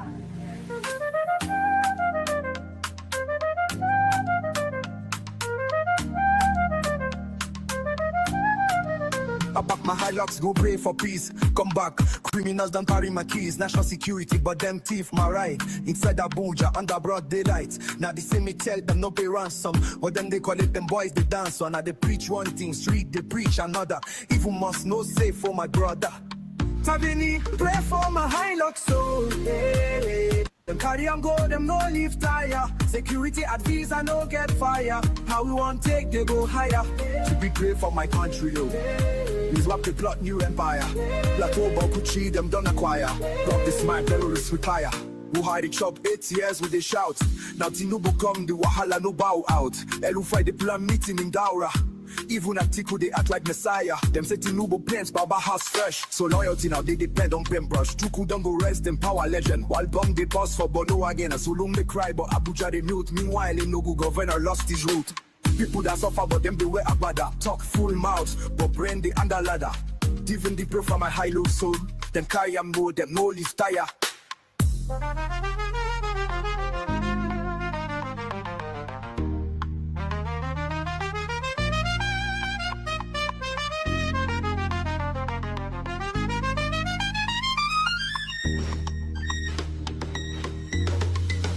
If I don't talk, I'm gonna talk. They want on the truth to traffic jam. Ambassadors where they to the fight. None of them would they represent us for flight. I don't know south this one. Oh no. Them daddy I'm good, them no leave tire. Security at Vig, I no got fire. Now we go save this empire. TV pray for my country, yo. We they run load, still no wire. You fly over.